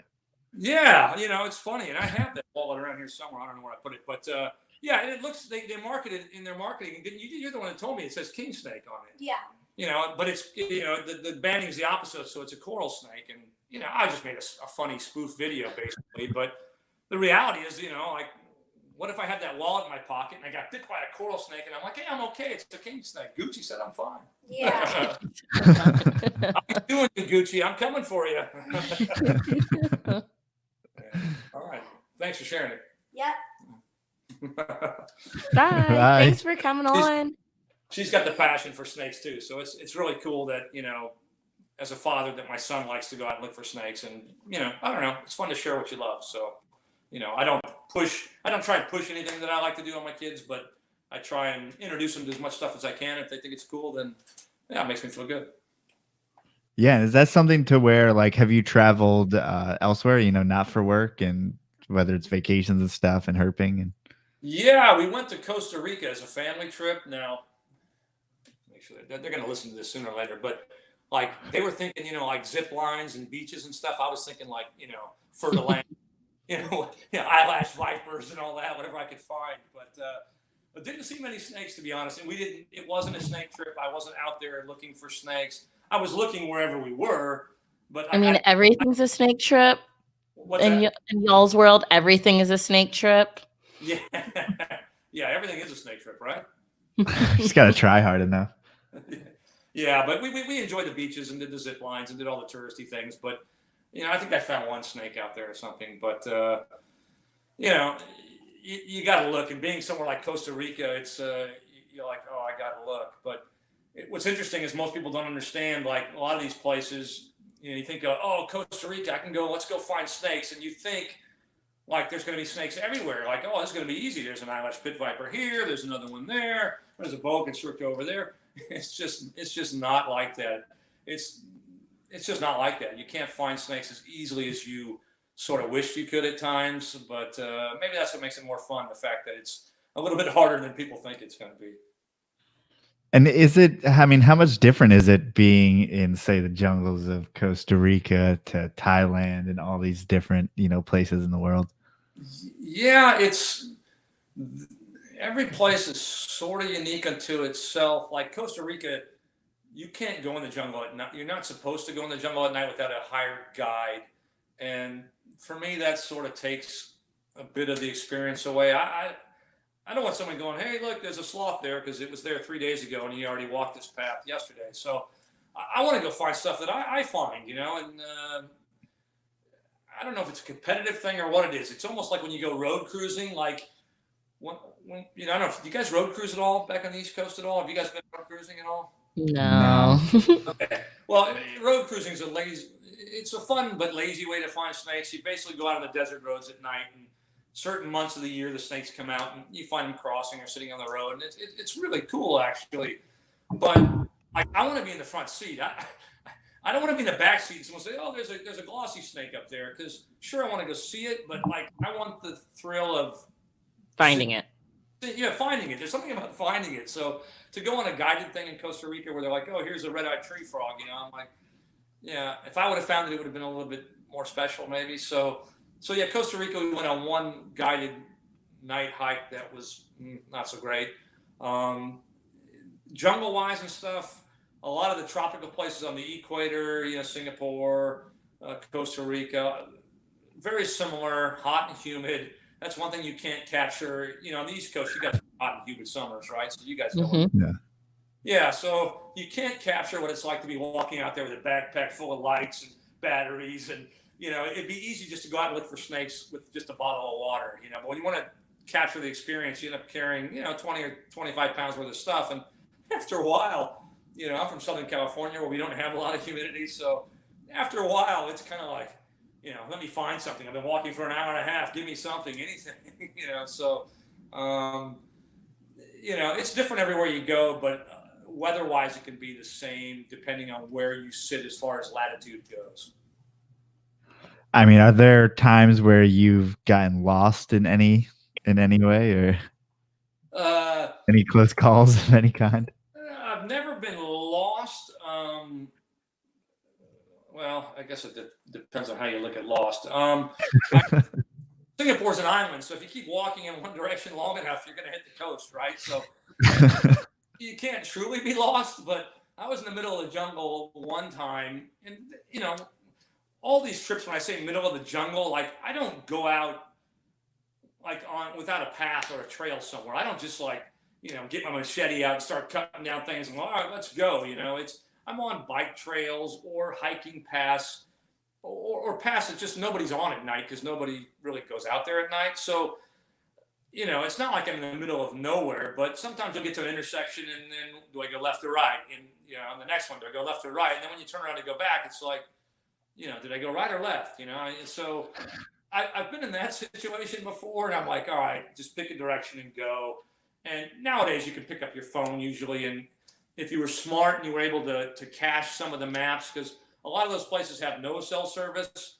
So, if you don't have a map to work with, you don't know where you are. But, experience has told me, zoom in on the area you're going to go to a few times so that even if you lose cell service, you know where you are and you know where you need to go. But once in Singapore, I had to walk out of a place where when I finally came out, I'm like, wow, this is sort of opposite where I thought I was going to be. And then it's getting a taxi back to the hotel or something can be the hard part, because sure, you made yourself out of the jungle, but you're in some remote little neighborhood where there aren't any taxis. And now most places have like Uber or Lyft or Grab. There's a bunch of those services. So it's a little bit easier. But that said, I've still been places where I've sat for 2 hours, waiting for a ride to get back to the hotel. Oh, I guess that's kind of an advantage if you don't have a vehicle, then wherever the hell you get out, you can get picked up from. Yeah, so long as I've been on plenty of trips, and you've probably seen them in my videos where the driver's like, I'm like, okay, I want to get out here. And he's like, you want to get out here? Like, you know, like no one would get out there. It's in the middle of nowhere. And they're like, no, you want to keep going. And I'm like, no. This is where I want to get out. So if you work your way back out to that spot, there'll be nobody there. So you got to have a plan. So if you go someplace you've never been, I guess if I were to recommend going someplace, try and get a hold of somebody on Facebook. Try and get a hold of somebody that lives there that can give you some intel as to where to go and what to expect. And I apologize if I don't answer all you guys' messages and stuff. I get a lot of requests for like, hey, I'm going to be in Singapore next week. Can you tell me where can I find a blue coral snake, or where can I find this? And yeah, I like to help everybody. Without giving away people's secret spots. I won't do that if people have spots they don't want to reveal. But if it's just general spots and general parks, I tell them where to go and when to go and how to get to and from there. But sometimes I'll get 5 or 6 messages, and I got 2 kids and everything else, and I just forget about them. So if anybody's watching this and I forgot to message you back, it wasn't by design. I apologize. It's just, I try and answer if I can, and if I forget, I forget. So, I try and help whoever I can, but sometimes I know guys send me pictures like, look what I found, and I'm like, oh yeah, I was supposed to tell that guy where to go, and I didn't. So anyway. Well, they figured it out, and I think it's nice. It's nice sort sometimes to put in the extra effort and find what you were looking for without any help. Yeah, and that is true. So, Google Earth nowadays has changed everything. I mean, you can literally just go anywhere in the world and go, well, let me see. That looks like a piece of land that might have something around it I can walk on. And you can pretty much go anywhere with just a phone and Google Maps. And, I would spend a day at least kind of reconning the area on your phone to figure out what you're going to do. But you can pretty much go anywhere now and find stuff without help, if you really put in the time and that's what you're into. Earlier we talked about like essential things that you bring, and Scott Parent just asked a great question in the chat kind of related to that. Oh, of course it's not loading. He asked, like, when you're in those locations, are you using specific things to keep bugs off, or do you have like clothes specific for where you're herping? Like you have your Thailand outfit, your Singapore outfit. No, I am an example of what not to do when you go out looking for snakes. I go out in shorts and sandals. Oh gosh, no, how? Everywhere. And my wife, she's probably, I don't know where she is, but like, yeah, I wear shorts and sandals just about everywhere. And I grew up by the beach, and that's just sort of what I do. For bugs, mosquitoes love me, and bug spray is a must. I'm like, they eat me alive. And so I try to bring bug spray. A lot of times I land somewhere in the middle of the night. I don't have any bug spray and nothing's open, so I can't get any bug spray. So I just go anyhow. And I can't tell you how many flights I've had from like Singapore and stuff where I'm flying back to Tokyo the next day, and I've got my shoes, my work shoes and my uniform on and my socks. And I'm literally like scratching down at my socks because I've got like 50 mosquito bites on each foot. And while flying a plane. Yeah. Oh, it sucks. I hate mosquitoes, and they love me. So I do my best to spray. The last video when I was in, I was at Thailand, the guys told me like there's these little large-eyed pit vipers, and they hang real low to the ground, and they're hard to see. So I actually went out of my way to put shoes and pants on. And did it hurt? I'm glad I did. I didn't step on any, or I didn't step really near one, but I stepped close enough to one. So yeah. And then there's one video I have on my channel where I think it's called "In Search of the Blue Coral Snake" or something, where I was in sandals and shorts like I always am. I found a blue coral snake. I was all excited. I had a hook. I just wanted to move him to get better video, and he didn't want to be moved. So as soon as I lifted him to move him, they call these things blue lightning. It's kind of the nickname. They go crazy. They become a blue blur on the ground, and it kept coming right towards me. So I had to kind of hook it and kind of not fling it, but move it away. I mean, it got to the point where I wasn't worried about the snake. It went from where I wanted to get good video of the snake to where I wanted to like survive to like see the next day. Sort of somewhere in my brain it switched to like, oh shit, this could really end bad, and I just didn't want that to happen. So I was almost, like flinging the snake like 4 or 5 feet over, like, like go that way. I don't care about the video anymore. And every time it landed, it immediately came straight back at me. Now, looking back, it wasn't coming at me like, oh, I'm going to get you. They typically tend to go up towards the roots of trees because that's where they find holes to go underground. And I was the tallest thing near it. So my guess is it just, as soon as it landed, it saw what it thought was the best thing as an escape path, which was me. So it was coming back at me each time, but it was moving, and it was it was only probably 15 seconds, but it was a very heart racing. Yeah, it was afterward. I had to sit there for a while and go, wow, like wow, and then I was all bummed out because it was gone. I didn't get any good video. And then I thought I saw it over there. So then I start walking out in my sandals again. And I'm like, I don't know. I wear shorts and sandals, and I shouldn't. I don't have any specific gear. I usually flip boards with my hands and not a hook, which is not recommended. But I don't know. That's just who I am, I guess. And then, I guess at 53, it's kind of hard to change and, be something you're not. And I'm not trying to be like, look at me, I can flip this board with my hands, and I don't care if I get bit. Because I do care if I get bit. In the U.S., a rattlesnake bite is very expensive. Forget the pain and everything else that goes with it. If you don't have good insurance, you're going to be, really sorry you got bit by that snake. And I try and be safe. I try and do everything safely, but I do use my hand to flip boards, but I usually flip away from myself. And you guys are like, oh, you put your fingers under the board, but literally put my fingers under there for a split second. So could it bite you? I guess maybe, but from what I've seen from rattlesnake behavior, they just don't attack, something that fast. So anyway, maybe do as I say and not as I do. Yeah, yeah, I think there's all these weird, not exactly arbitrary because they do matter, rules as far as like before we were talking about like these guys free handle. That's kind of against the rules. You lifting a board with your hand, that's against somebody's rules. And like there's always someone who's trying to tell you what to do. Yeah, so I try not to like it's weird. I started this channel just to share what I was doing on my overnights with my kids mostly. I'm like, so when I look back at my videos from like 5 or 6 years ago, literally it was like, oh, who cool, a snake, and it was like, I'd watch it and I'd go, God, I would never watch that. Who would ever watch that?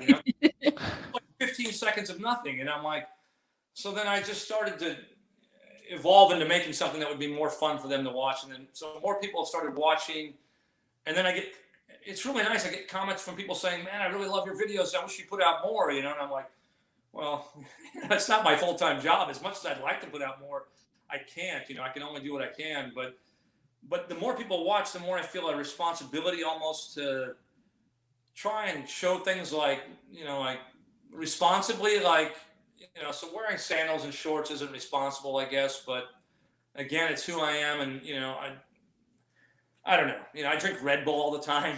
And guys are like, that's terrible for you. That stuff will kill you, And I'm like, I guess. So we're playing with this blue coral snake in King Cobra. So see, as soon as I get the Red Bull can with the King Cobra around it, or the blue coral snake around it, then I've got my shot and I can retire maybe or something. But maybe Red Bull isn't great for you, but that's what I like to drink. I drink it here and there. So people give everybody in the world a hard time about something. I mean, everybody lives by different rules than everybody else, and I try and be responsible now that more people are watching my videos. The last video with the free handling, I didn't think anything of it until I started getting comments like, oh, you shouldn't show that. And so again, I show what I think is tasteful to the best of my abilities. And, I think most people are adult enough to watch it. I've looked at YouTube for my target audience, and it's not the 13-year-old or the 15-year-old like most YouTubers. I think most people watching my videos are 40 years old, 30 to 40 years old. So I'm not like, what is it, Cirrus? My daughter's behind me. Is it the Brave Wilderness guy that's like, like, I'm gonna get bit by the who knows what, and he's like, oh, and like like That's great to watch. yeah, she says that's great to watch. You know, if I want to get 1 million views or something, yeah, maybe that's great to watch. But like, I try not to over dramatize what I'm seeing. Kind of like it's. I know it's not fake, but sometimes I feel like it could be like a little bit over dramatic. Yeah. So anyway, she's in the background here, but yeah. So I try and like show things the way they really are. I saw one video as a long time ago of a guy. I think it was Austin Stevens or something.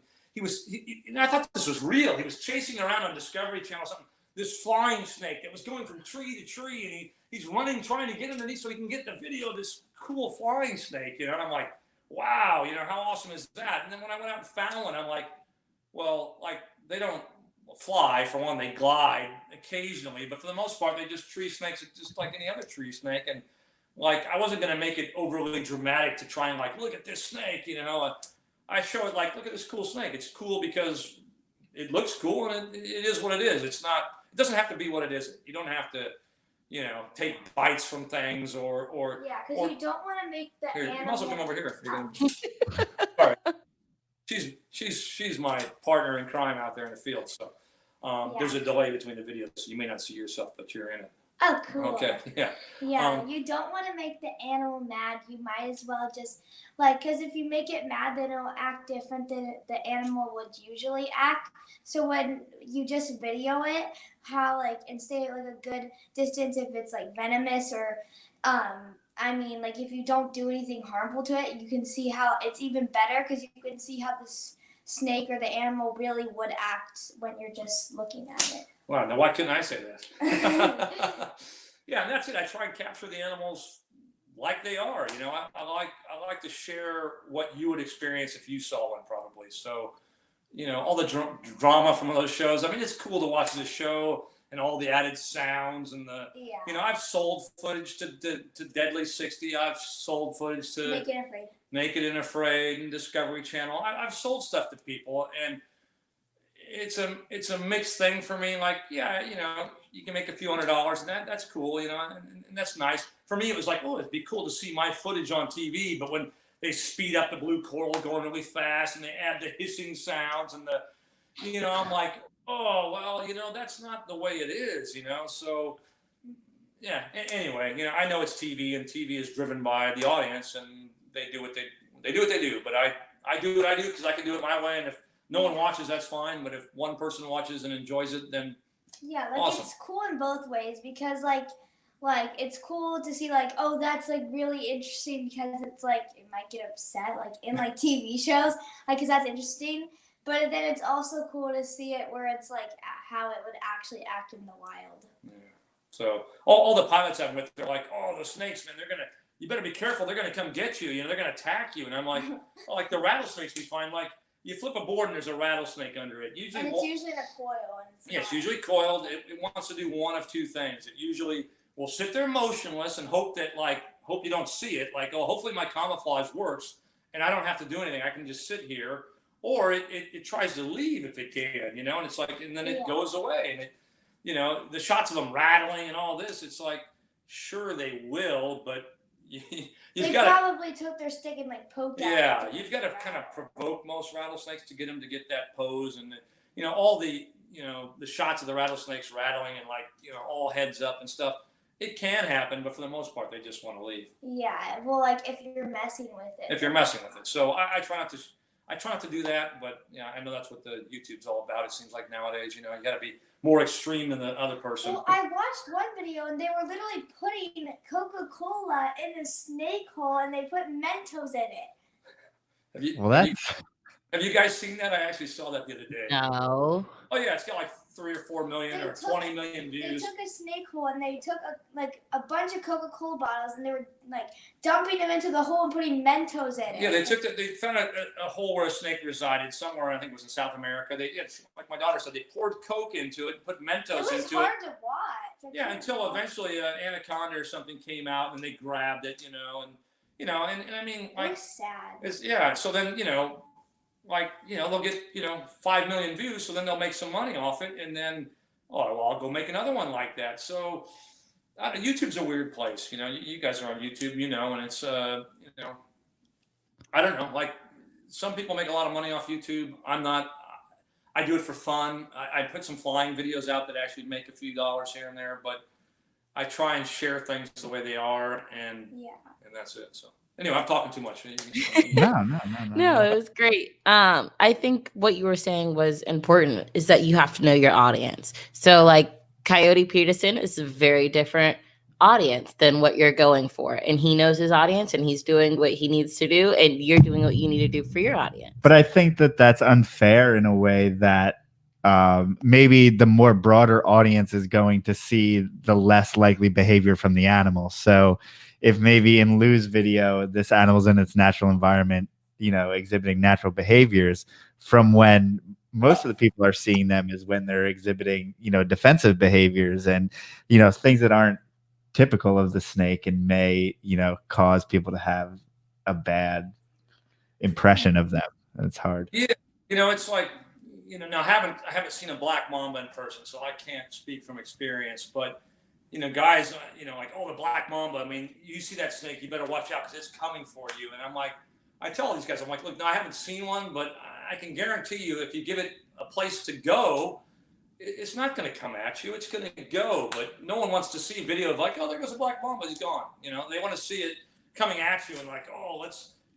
What's going to happen, and I get the excitement, and especially for the younger audiences and stuff. And again, I just do it for fun. So like, I just try and share what it's really like. And if people watch that and like that, like I truly, when I sit and watch my statistics, maybe you guys do, like, I love my YouTube channel. Like, it is almost in a weird way. Like, I put out a video and I'm watching like, oh, how many views did it get in the first hour? How many views did it get in the second hour? It's I don't know why. It's become like a hobby that's sort of more of the hobby is just watching YouTube grow. It's a hobby of its own besides finding the snakes. So it's kind of bizarre, but geez, I'm not sure where I was going with that. But about what you were saying about like the kids watching, like, because like it's exciting, watching kind of how the snakes are like kind of acting a certain way, rather how they act in the wild, but like how when they're kind of like agitated. Yeah. Well,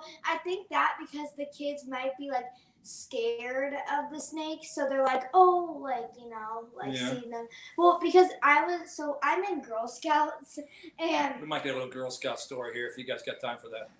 Oh, we got time. And Girl Scouts, so I did this thing it was like an award that I had to get. And I wanted to do something that had to do with nature. And originally I wanted to do like a camping trip, but that's way too expensive, so we didn't do the camping trip.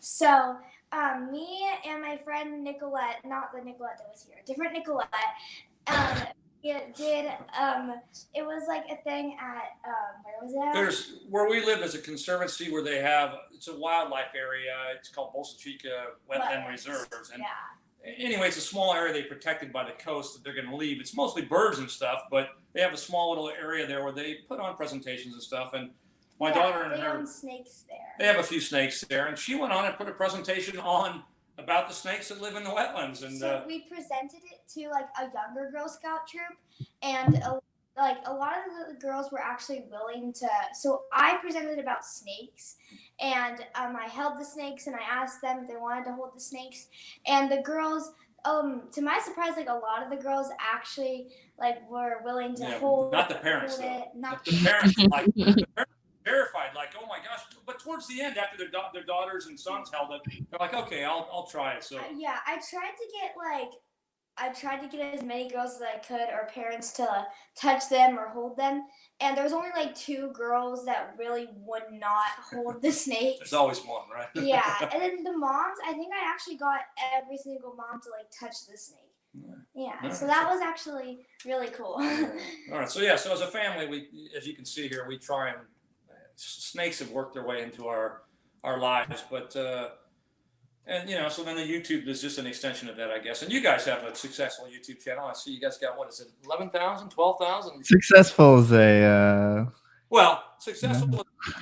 Getting 1,000 subscribers was like, you guys must know, unless you guys got yours real quick. Like, people ask. Oh no, it's a struggle.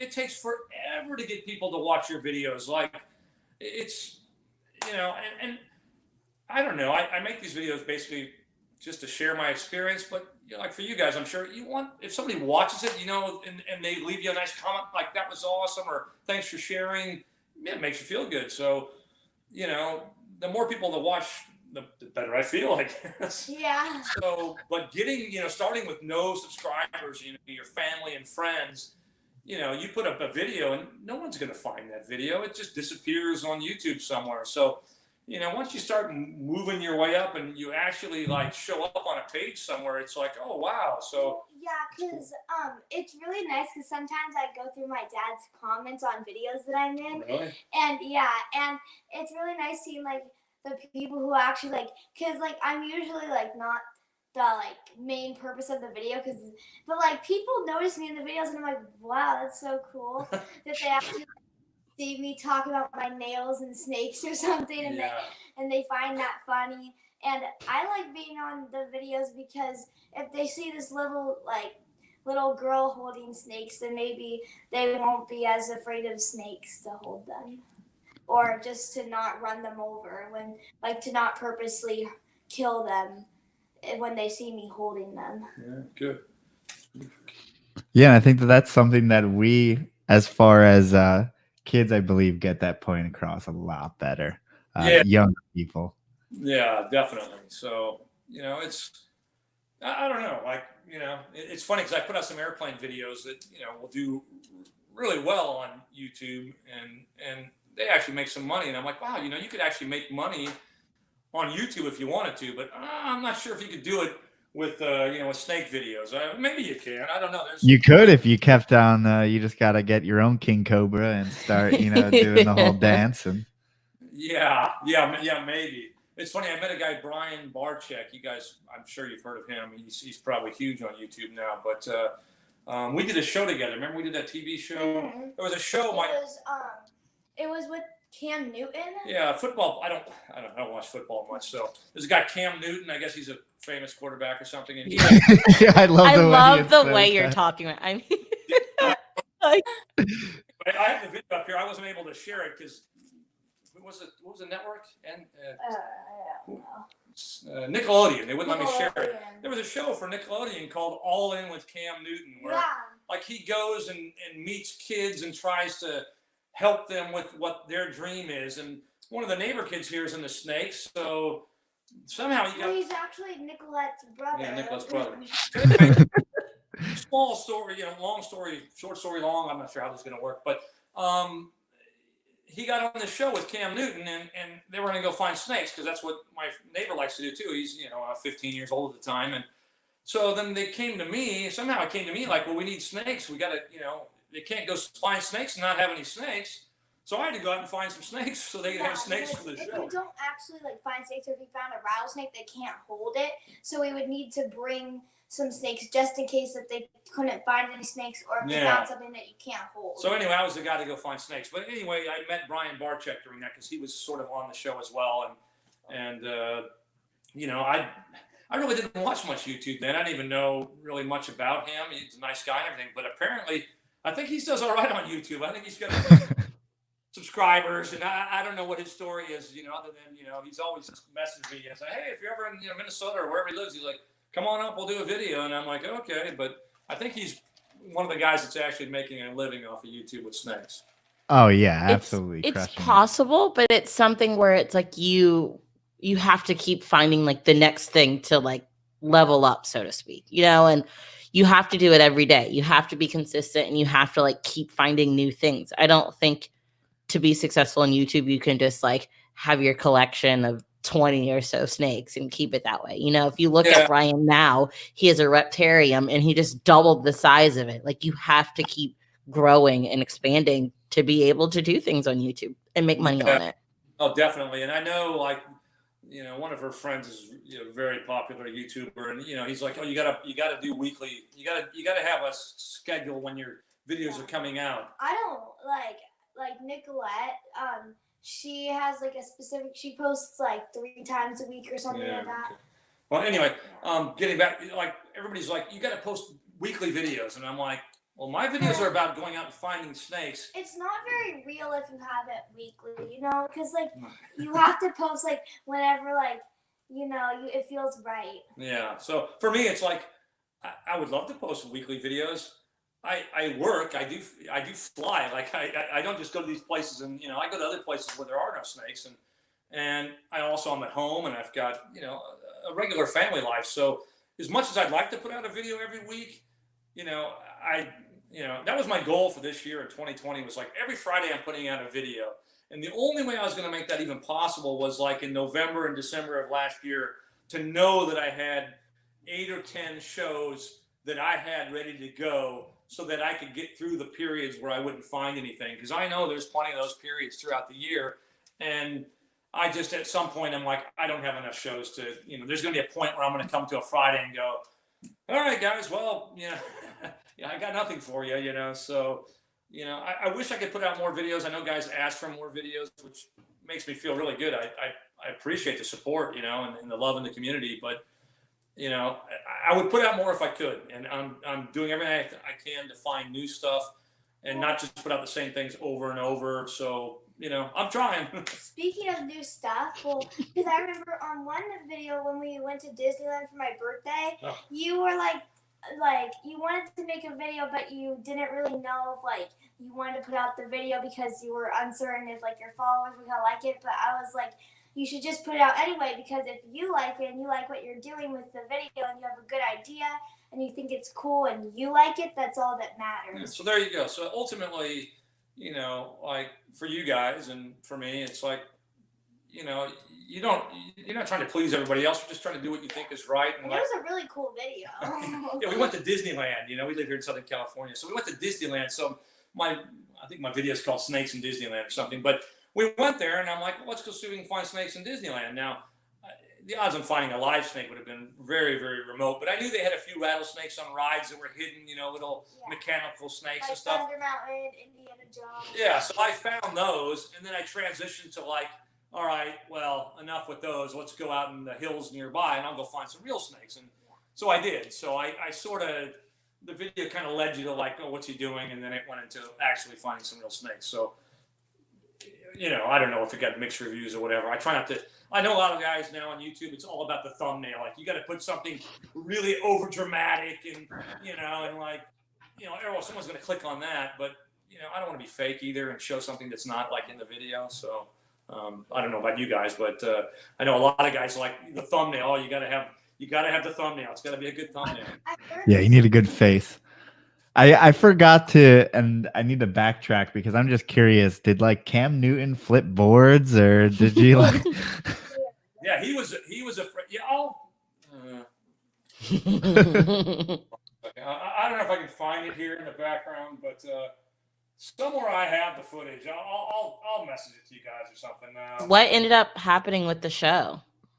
Yeah, it aired, and the idea was the neighbor kid wanted to start a YouTube channel. So then the idea with Cam was going to come out. They're going to go find snakes together, and this was going to be his first YouTube video for his channel. Was him and Cam looking for snakes, and then Nickelodeon told him a week later that, oh, by the way, you don't have any rights to any of the footage, and you can't use that. You can't. Channel. What?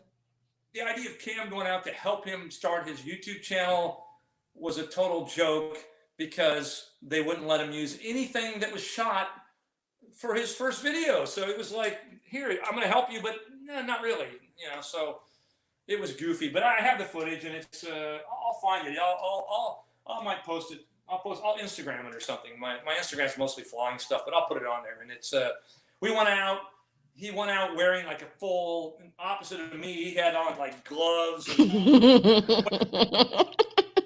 and we found a ringneck snake. Well, they found a ringneck snake, that I conveniently placed there.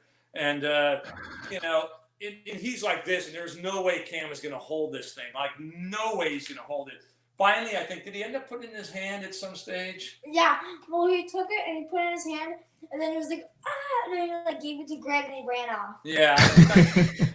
Snake, and that was, of course, over the top because it was a lot larger. But anyway, my wife's here. So you want to come over here, Sharon? Say hi. Yes, my wife's. Now we're getting the whole family. That's all right. Oh, that's all right. It's everything's gonna fall over. I've got a kind of a weird setup here right now. I don't know if that Come in the helps. video. Never mind, I don't know if that made it better or worse, but it doesn't Yeah, I matter. can't imagine like a 6'7" Cam Newton with gloves on trying to hold ringneck snakes. It was pretty entertaining, to be honest. I only had a GoPro with me because I wasn't supposed to be videoing at the time. So I sort of snuck some video in, and then they wanted me to sign something saying I wasn't going to share any video. But yeah, anyway, I have some video. I haven't shared it quite yet, but I think I'm legal to. So my wife's here as well, too. I'll scoot over a little bit. Was this Janet who was in the chat earlier? What's that? There was someone named Janet Boyer in the chat earlier. That's my mom. Yeah. Oh. There's a bit of delay. If you scoot over, there's a bit of a delay between what you see in the screen and what's Oh, going on. your mom was watching? I guess so. Yeah. For me, guys, if you guys are watching, I can see like sort of what's going on the screen, but I can't read any of it. So if anybody's saying something, I don't know what it says. But anyway, I'm trying. Have people in the comments. Anyway, my wife, when she met me, I didn't have this snake hobby back then, right? Like. No, definitely not. You had a snake that was in an aquarium that you kept. And I was like, well, I don't know. I don't really like snakes, but that's the little one. No big deal. And then lo and behold, it turns into this. So yeah, I've had to learn to, appreciate snakes for sure. Are you comfortable now throughout the whole experience with different snakes and whatnot? I mean, I won't feed them. The ones that we keep, I'll handle them a little bit. And I do love going to our Snakes in the Desert trip. For me, I think, that's a lot of fun. That was the Palm Springs trip I was telling you, where we take the kids and we all go road cruising. So here, I turn it so you can see it better. Yeah, that trip, that's fun. I mean, like you have fun, right? Yeah. Oh yeah, it's fun. I mean, even if we're not going with, the whole big group and it's just us driving the roads, That's so it's fun. cool to see what you're going to find. So yeah, I do enjoy that. I was telling him about the Cam Newton experience. How, I didn't know who Cam Newton was. Like, I was probably the only person in the U.S. I'm like, I don't know. I chase snakes. I don't really watch football. So, but it was cool. I mean, my wife was there, my daughter was there, and oh yeah, that was super fun, and it was fun to meet Cam. And he's like a big kid, and he's this huge guy. Big kid who's afraid of snakes. Yeah. Yeah. But it was certainly made for a fun day. That's for sure. Yeah. So, but I was telling him how they wouldn't let him use any of the footage for his YouTube channel that he was supposed to start. Oh, for Grant. Yeah, that was too bad. But it was sort of counterproductive. But the show turned out really good. So I don't know if can we still even find? I don't know if you could find it. If you looked on, it's probably not on YouTube, but on Nickelodeon. Nickelodeon has it. Yeah, it was All In with Cam Newton. They did a couple seasons of it, and it's one about, if you just looked in with that and snakes, you'd probably find it. But again, I have some footage I'll share at some point, I guess, and you can see. Maybe that'll be my viral video. There you go. I think your first one that I saw that got a lot of attention was like a plane making, like, in quotes, chemtrails, right? Yeah, I didn't know there was a group of people, and as much as I've flown my whole life, I guess some people think that like the government is spraying like the population to control us somehow. I'm not really sure what the general thought is, but so I had one with an airplane going by, and it it's morning light, so it looked really, really cool, and I see them all the time, but this one looked really cool, and so I shared it, and then I get all this weird comments and hate mail, like, you pilots are poisoning the world, and I'm like, but yeah, that one got a lot of attention. I made another one that got a lot of attention too, where I was in the cockpit and there was another airplane next to us, and I took a picture of him with my iPhone, and then I airdropped it to him from phone to phone, like 1,000 feet away up in cruise altitude. That one got really well. I had to pull it because the airline got a little upset, but that one would have done really well. It did really well for a lot of time until you got in trouble. Well, yeah, everybody feels that you get something that you think is good, or everybody else thinks is good.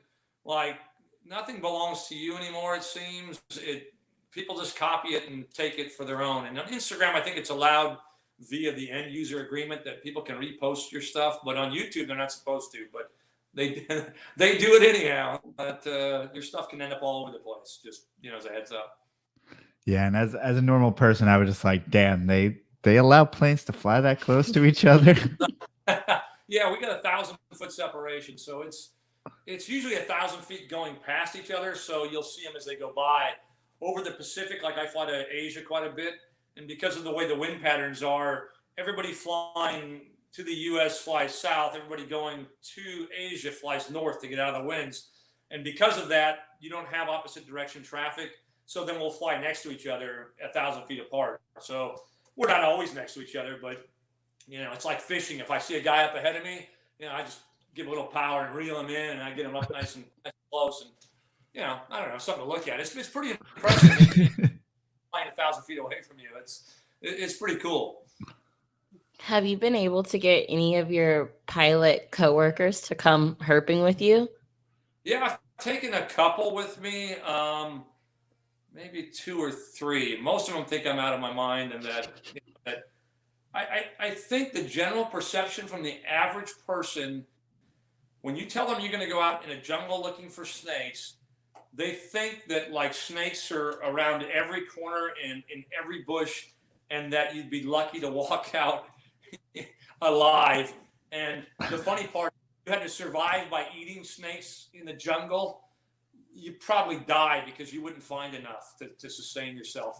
It's just, finding snakes is not easy like people think it might be. There are some places like those pit vipers in Thailand. We saw a bunch. When I was in Bali, there was a bunch of snakes in certain areas. But all in all, most places, it's difficult. It's just difficult. And that's what makes it fun and frustrating at the same time. Yeah, it's finding things that their whole life depends on them not being seen. Yeah.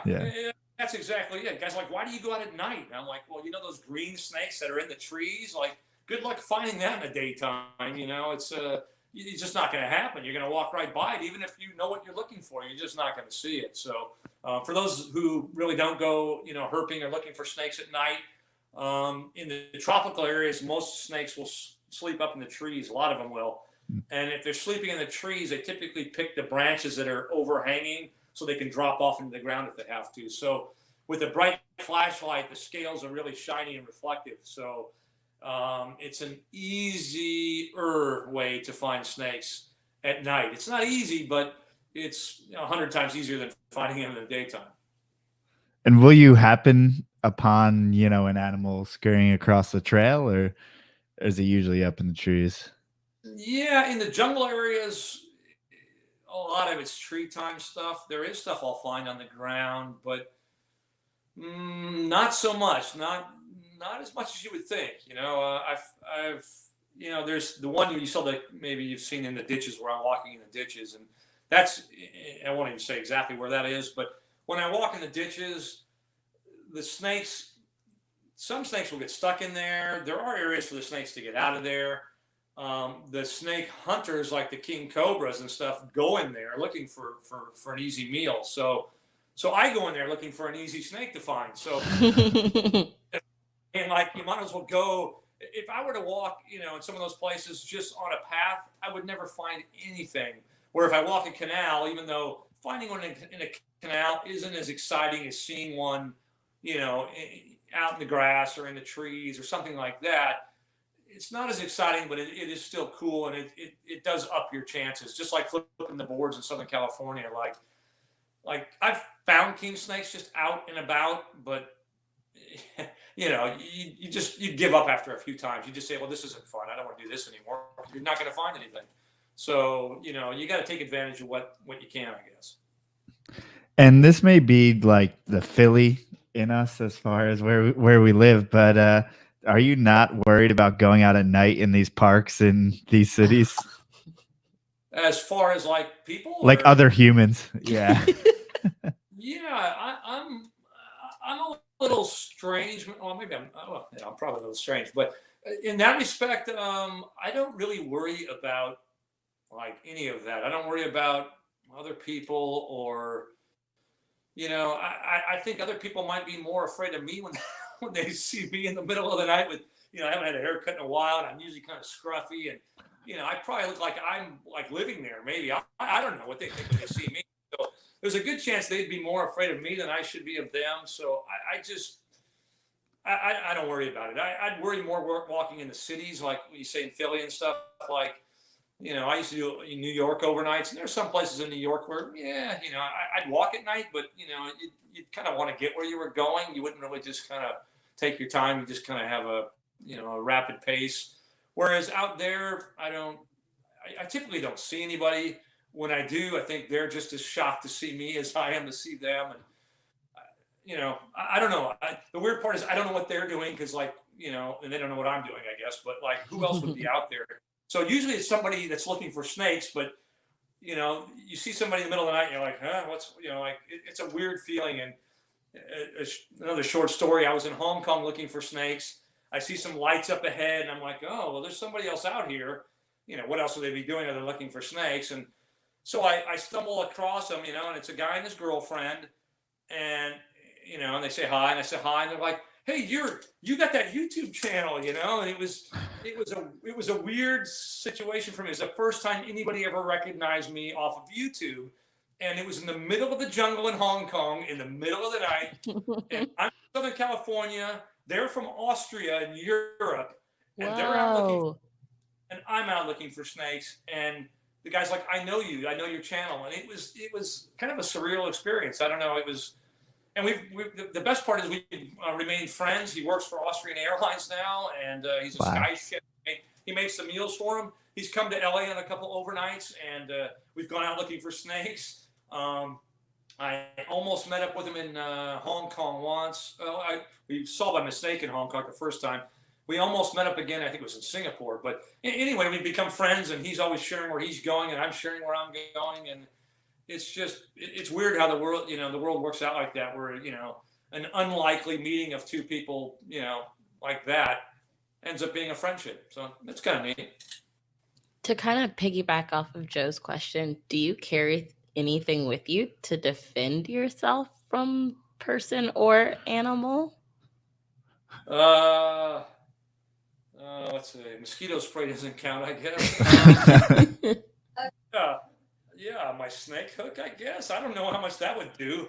Other than the stuff I take to film and the stuff I take, for the bugs and stuff, yeah, I don't know, I guess is the answer. I don't, for one, I'd have to, if I was going to bring it, like if I was going to bring a knife or something like that, I'd have to carry it with me on my flights, which as a crew member, it's not a big deal, but it's still something you have to be aware of. Because a lot of times we'll do flights, like I'll fly to Singapore, and the next day I'll be a passenger on a flight back to Tokyo, and then I'll be a pilot back from Tokyo to LA. So a lot of times I'll have sections of flights where I'm actually a passenger, in which case I'm like, oh yeah, I had a Coke in my bag, or I had stuff that normally as a pilot I could bring, but I'm like, the security people look at me like, well, you can't have all that stuff. Like, what are you doing with all this? And I'm like, oh yeah, I forgot I was going to fly as a passenger today. And so, but no, I don't bring anything. I bring my cameras, my lights, my snake hook, and mosquito spray. What's that? Your phone with the 911 or whatever. Oh yeah, my wife's mentioning earlier. I told them that 911 doesn't always work. Most countries have 993 or 997, and that's one of the things I do is I don't put it on speed dial or anything, but before I leave the hotel, I tell myself, all right, 993 is who I call if I need help. Are there any thoughts as far as venomous reptiles? About getting medical attention or anything in a foreign country? Yeah, that is always a concern. My wife will tell you, and I think I mentioned earlier, I'm always in shorts and sandals, and my wife's not always so happy with that. So my last video I wore pants and shoes, but yeah, it's so hard to find something just to begin with. To get bit by something would seem like it'd be almost a 1 in a billion shot, but obviously, it can happen. The odds on it happening would be when you actually, after you found it, when you're trying to get the video. Like I said, a lot of my video, I try and get shots like, all right, here it goes. And, I try and make it look like it's a solid, seamless shot of it going. And here's the tail, and now here's the head, and now here's a shot from above. But to get that sequence and make it look like that's just the way it's moving, sometimes I've got to actually move it 3 or 4 different times to get the shot from above. Now I got to move it back and get the shot for the tail. Now I got to move it and get the shot of the head. And I try, secrets of the videos, I guess. I try and make it look like there's no touching of the snakes, and a lot of times there is, but a lot of times there is, to get the shots I want. And that's the time I'd probably be at most risk. But again, I don't touch venomous snakes. I don't free handle venomous snakes by choice. I have a hook and tongs, so if I want to move a venomous snake, I have the means to do so as safely as you can. Of course, anytime you're touching something that's venomous, there's always the risk that something could go wrong. So I mean, like, I take all the precautions and I try not to put myself in harm's way. But, staying in a hotel would be the safest thing to do, but like, where's the fun in that? We have some questions from the chat that I wanted to ask you. RAD House says, does he use different methods for finding snakes in different areas of the world? Yeah, I do a lot of research. A lot of the places now I've been to a bunch, so it's really easy. But like, I was just in Africa recently, and I was going to try and find snakes there. I had to do research as to, like, do I go at night? Do I go in the daytime? Are these snakes, what temperature is it going to be? And there's a lot of that. Did it rain recently? And, a lot of the things that would be ideal for you, like, oh, I wish it would have rained 2 days ago, and I wish the temperatures were 85 instead of 80. And, there's all these things that if you live somewhere like where you guys live, if you're going to go find a certain snake, well, what conditions would be best for that.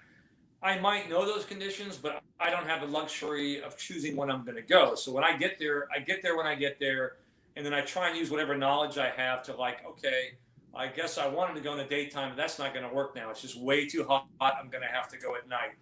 And, the tropical countries that are on the equator, Singapore is a good example. The weather never changes. It's hot and humid every day. There's always thunderstorms. So I know when I can find snakes. In Southern California, come end of August, I can't find any snakes until probably February. So I'm sort of shut down at home, and they all go underground and they brumate, for the winter. So, then I know when spring comes, I start looking under boards. And then once it progresses later into early summer, I go out to the roads and cruise the roads for snakes. So just knowing the area you're in affects how you look and when you look. And again, sometimes you don't have the luxury of picking the ideal days, but if you have enough knowledge, you can sort of steer yourself into the situations that would be most productive. And a lot of times they're not. A lot of times you don't find anything, but at least I'd like to think I'm knowledgeable enough to know when to go look. So to answer the question, yeah, each place is a little different. And once you learn the place and you've been there more than once, the success rate goes up, exponentially based on your experience. Great. Scott asks, have you ever found tree boas, and how high were they in the trees? Scott, I wish. I've never been anywhere where there are tree boas. Now, as far as like that family of snakes, have I ever even found a boa? I found retics. I found pythons. And pythons I found in Singapore and Thailand as well, I believe. So I can only give you experience for that. No tree boas for me. I found reticulated pythons, which are the longest snake in the world, I believe. And based on knowing they're the longest snake in the world and how big they are, they typically are in water. They like to be in canals and waterways where their weight isn't as much of a problem for them, I guess. So that's the easiest place to find them, is by water. Now, sometimes they will climb up trees. They go up trees quite a bit, but typically the trees are by water. A lot of times they'll actually ball up in a tree, and then if there's anything that scares them or whatever, they'll actually drop into the water as a means of escape because they can't move very fast on land. So no tree boas for me. As far as retics, I've seen them in trees up to, 5 meters up, so 15, 20 feet. I think they go a lot higher than that, but I can't specifically answer your question just because I haven't found those snakes. So yeah, can't help you on that, but I know the boas do go in trees as well as the reticulated pythons. And a lot of snakes like that, if they're not moving, they're hard to find. A lot of things, if they're just sitting still, especially when they're all balled up in a tree, hard to find. If they're moving, like if they're active at night, then you can find them. So finding them in the tree in the daytime, very hard. Finding them in a tree at night would be the way to go. The last question from the chat was from Mike, and he asks, has the coronavirus affected your travels recently? Coronavirus. No trips to Mexico, I guess, right? Whatever. Oh, coronavirus. No Yeah. China. Only Corona Light for me. Let's see. Yes, it has actually. The airline I fly for is a Japanese airline. So I'm based in Los Angeles, but every trip I do is first to Tokyo. We fly to mainland China. We fly to Shanghai. We fly to Hong Kong, which is, right off the coast of mainland China. Those are the only two Chinese cities we go to. I haven't done a flight to Shanghai, and my wife says I will not be doing a flight to Shanghai. No. So I won't be doing any flights to Shanghai in the near future. Hong Kong? Is that okay? No, Hong Kong. There's no snakes in Hong Kong right now, anyhow, so I'm safe for another month. So, in Tokyo, which is, Japan it's a long ways from China. I mean, it's not like it's right next door. On a map it is, but it's, there's a big body of water in between. But a lot of Chinese people do visit Tokyo. So everybody in Tokyo, all the local people, 99% of them wear masks. Everybody I see wears masks. Not the pilots and the flight attendants or anything so much, but the locals that live there all wear masks. Like, it's sort of bizarre. I've never for like pollution and stuff. Yeah, they do it. They do it anyhow. Like, if anybody is sick in Japan, I guess you're just raised. If you have a cold, you put on a mask and you wear a mask until you're not sick anymore to try and spread, to keep the spread of germs down. But like lately now, everybody wears a mask, so that's a little strange to see. Our flights, I fly cargo flights, and a lot of the cargo flights coming from Shanghai, they're usually full. We have like 200,000, 250,000 pounds of freight, and now they're mostly empty. So business-wise for the airline, that's a huge deal. And I still have a job, so it hasn't affected me as far as working goes. But I do see reduced loads on the airplanes, on the freight flights. And, personally, and this is just me, and people are going to think the total opposite. I don't really worry so much about stuff like that. And so I don't know. I just don't worry about it. Maybe I should. But I don't watch the news much. The last I saw was I know there's been a lot of deaths, and I feel terrible for the people that are affected. But I think the mortality rate is still more around the lines of the flu, I think. But I think a lot less. Less. A lot less. It's way less. I know there's one of these, I hate to say it like this, but like flavor of the month type things where like something becomes really big in the news. And that is like what everybody talks about now. And like one news station reports it, so they all have to report it. So then it becomes like the thing to talk about. So, I don't know. I'm not downplaying it all, and I have no statistics or anything to say one thing one way or the other. I think it'll be a case where another month it'll just sort of disappear, and you won't hear anything about it so much anymore. But I could be wrong. I don't know. But I think statistics say it's actually less deadly than the flu, and no one really worries about the flu that I know of. I mean, I don't worry about the flu. I don't get a flu shot every year. If I get the flu, I get the flu, and I'm sick for a few days, and then I get better and I go back to work, I guess. I don't know. What do you guys think? Yeah, and that's something to where I don't know. We went to this museum recently about Philadelphia, and literally we had no idea how bad of people. So many people died from the flu in Philadelphia. When I can't tell. It was in like the 1920s. Yeah, it was in the Depression era, or even later than 20s, But it's just so weird because we think of the flu as such a little thing right now, but at one point it was huge and a huge, huge problem.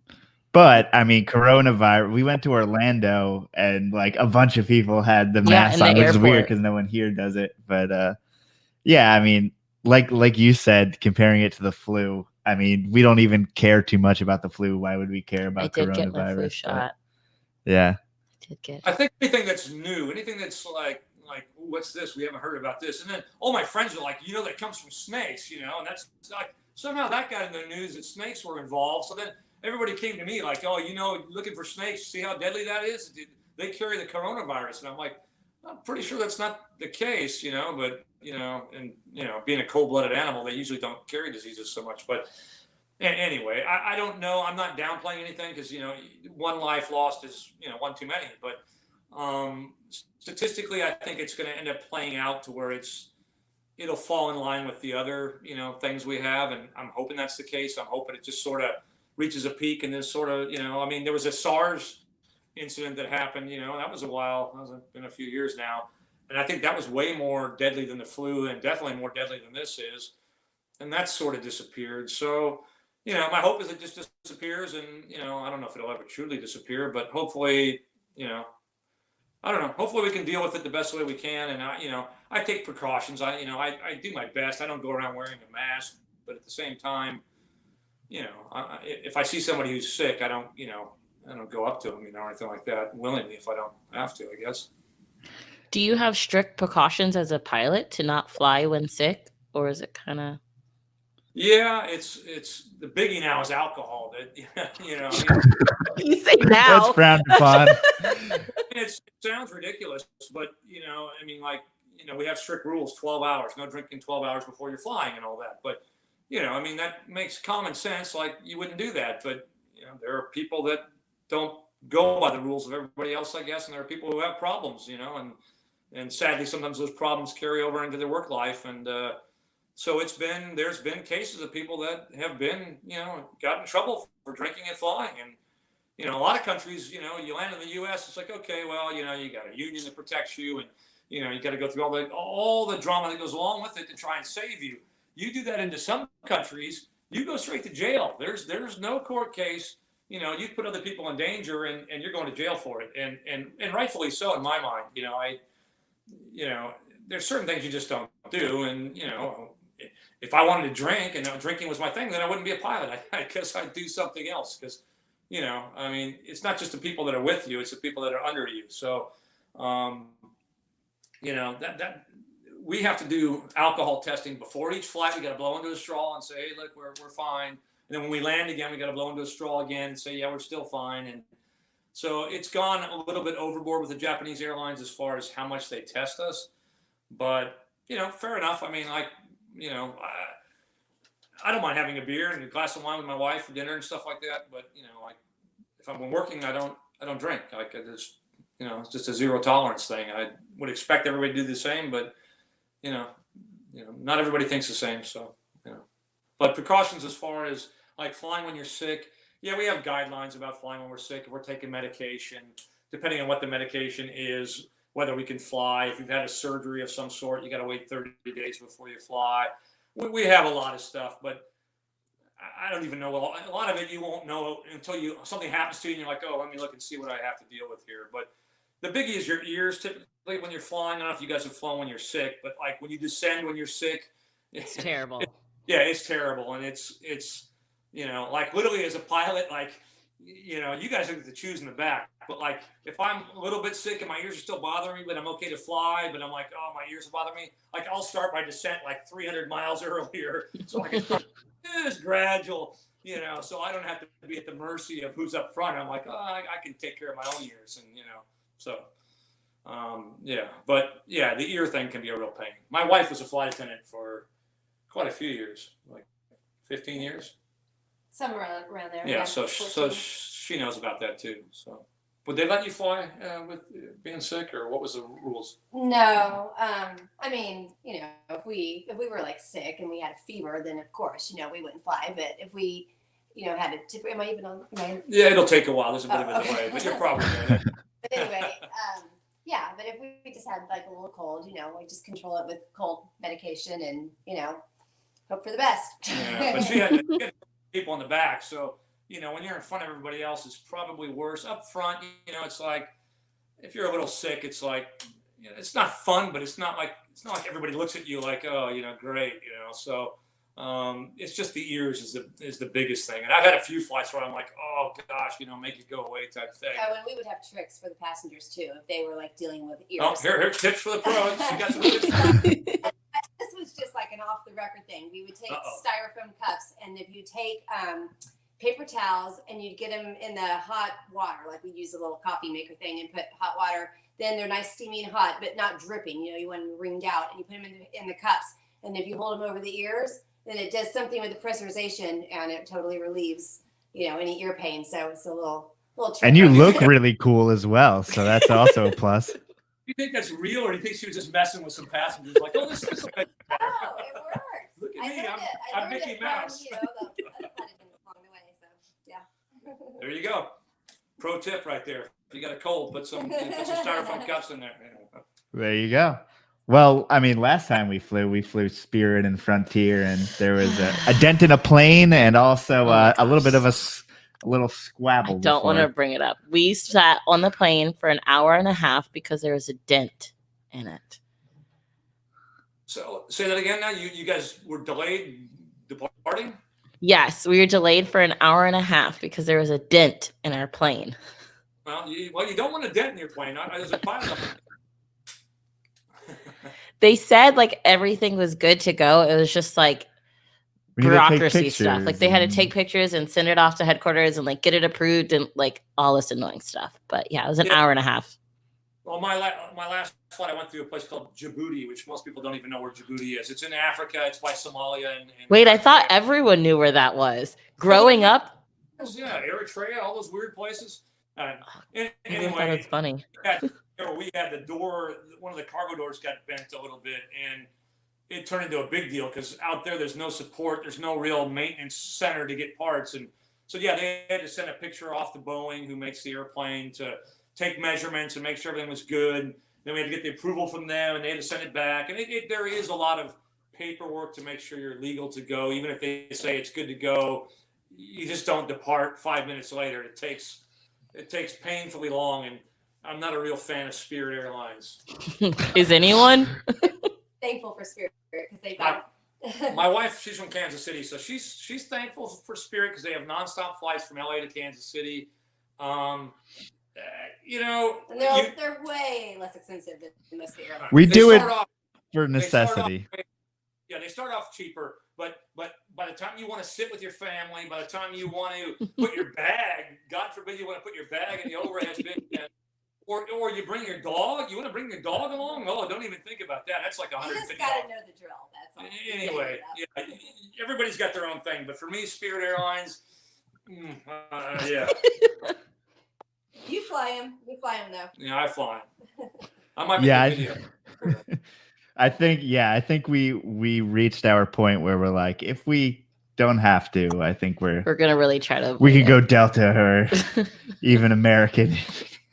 Yeah, I mean the people are nice and everything. It's just I get a little irritated when I have to pay for a check, not a check bag that goes underneath the airplane, but when I have to pay for a bag that ends up under my seat or in my overhead bin. For me, that's crossed the line. Like that. Why even put the overhead bins in then? Let's just get rid of them. If you got to pay $35 to put your bag in a bin, like Spirit Airlines, everybody has their little Spirit backpacks that are literally, they just barely meet the requirements for Spirit. You don't have to pay for them, and you can like cram everything you have in them or something. I don't know. I joke with my sister though when we got their tickets to fly out here. I said just be prepared because you're going to need quarters for the bathroom. Yeah. Yeah. Yeah. That's right. Yeah. But if they're going where you're going nonstop and it's convenient for you and you don't have to bring a lot with you, then it's a real inexpensive way to go. So, you can do that. You can.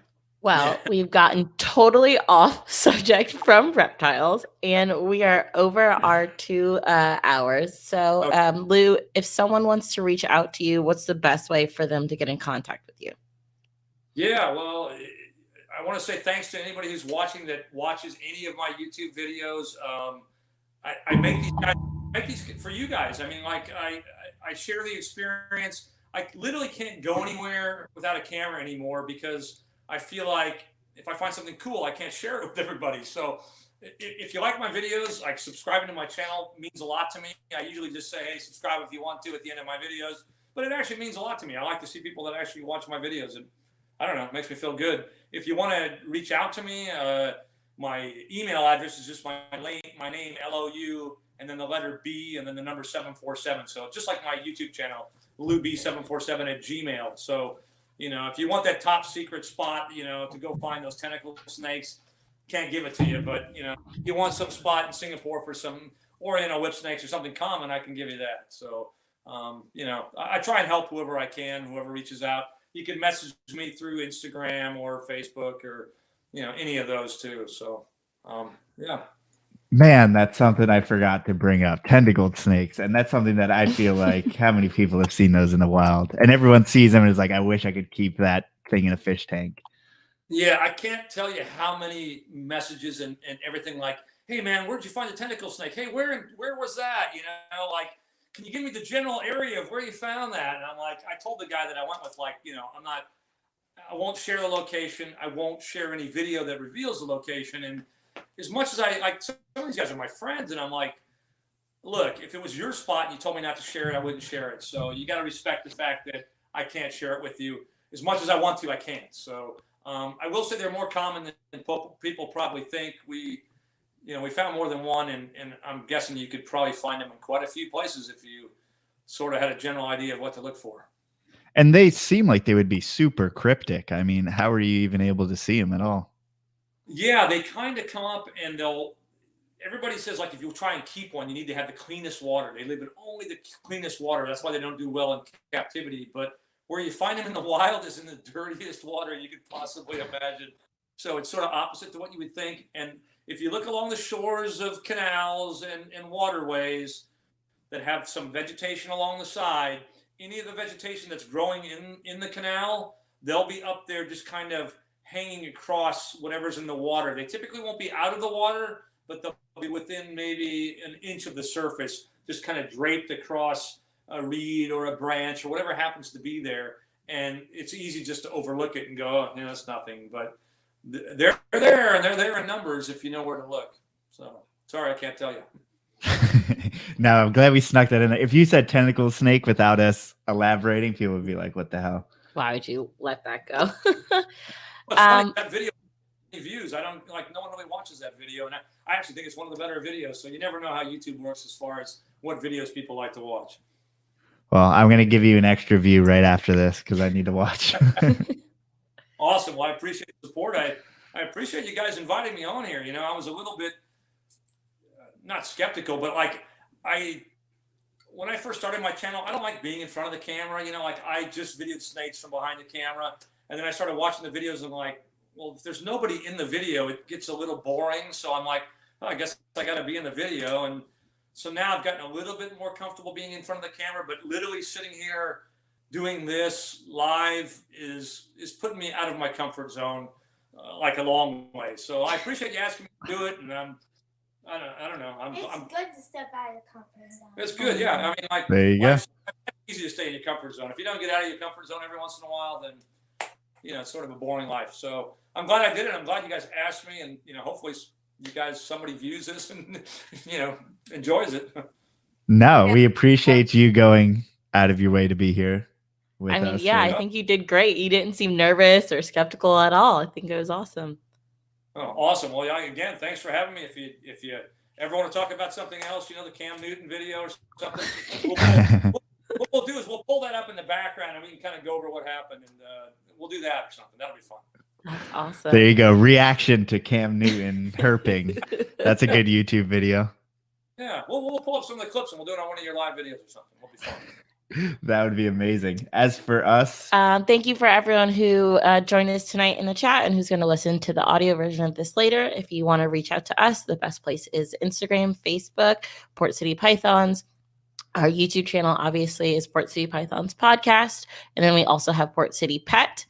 And then our website is portcitypythons.com. Email theportcitypythons at man, Gmail. we have too many things. Too many things.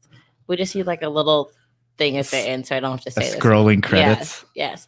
Yeah. And as we said in the beginning, we're going to be in New Orleans in 3 weeks, and we can't wait to see all of those great vendors at the Herp Show and see Sean Gray and Lori. And to be in New Orleans. To be in New Orleans. I'm beyond excited. When is that? March 7th. March 7th. New Orleans. That sounds like fun. Yeah, let's go. Tips and skimboarding We'll see. competition. Maybe sounds like You fun. can get beignets. Yeah. Okay. All right. Sorry for interrupting. No problem. So Lou, we will still be on with you, but good night to all of the people watching on YouTube, and we will see you next week. Thank you, everyone, for listening. Woo.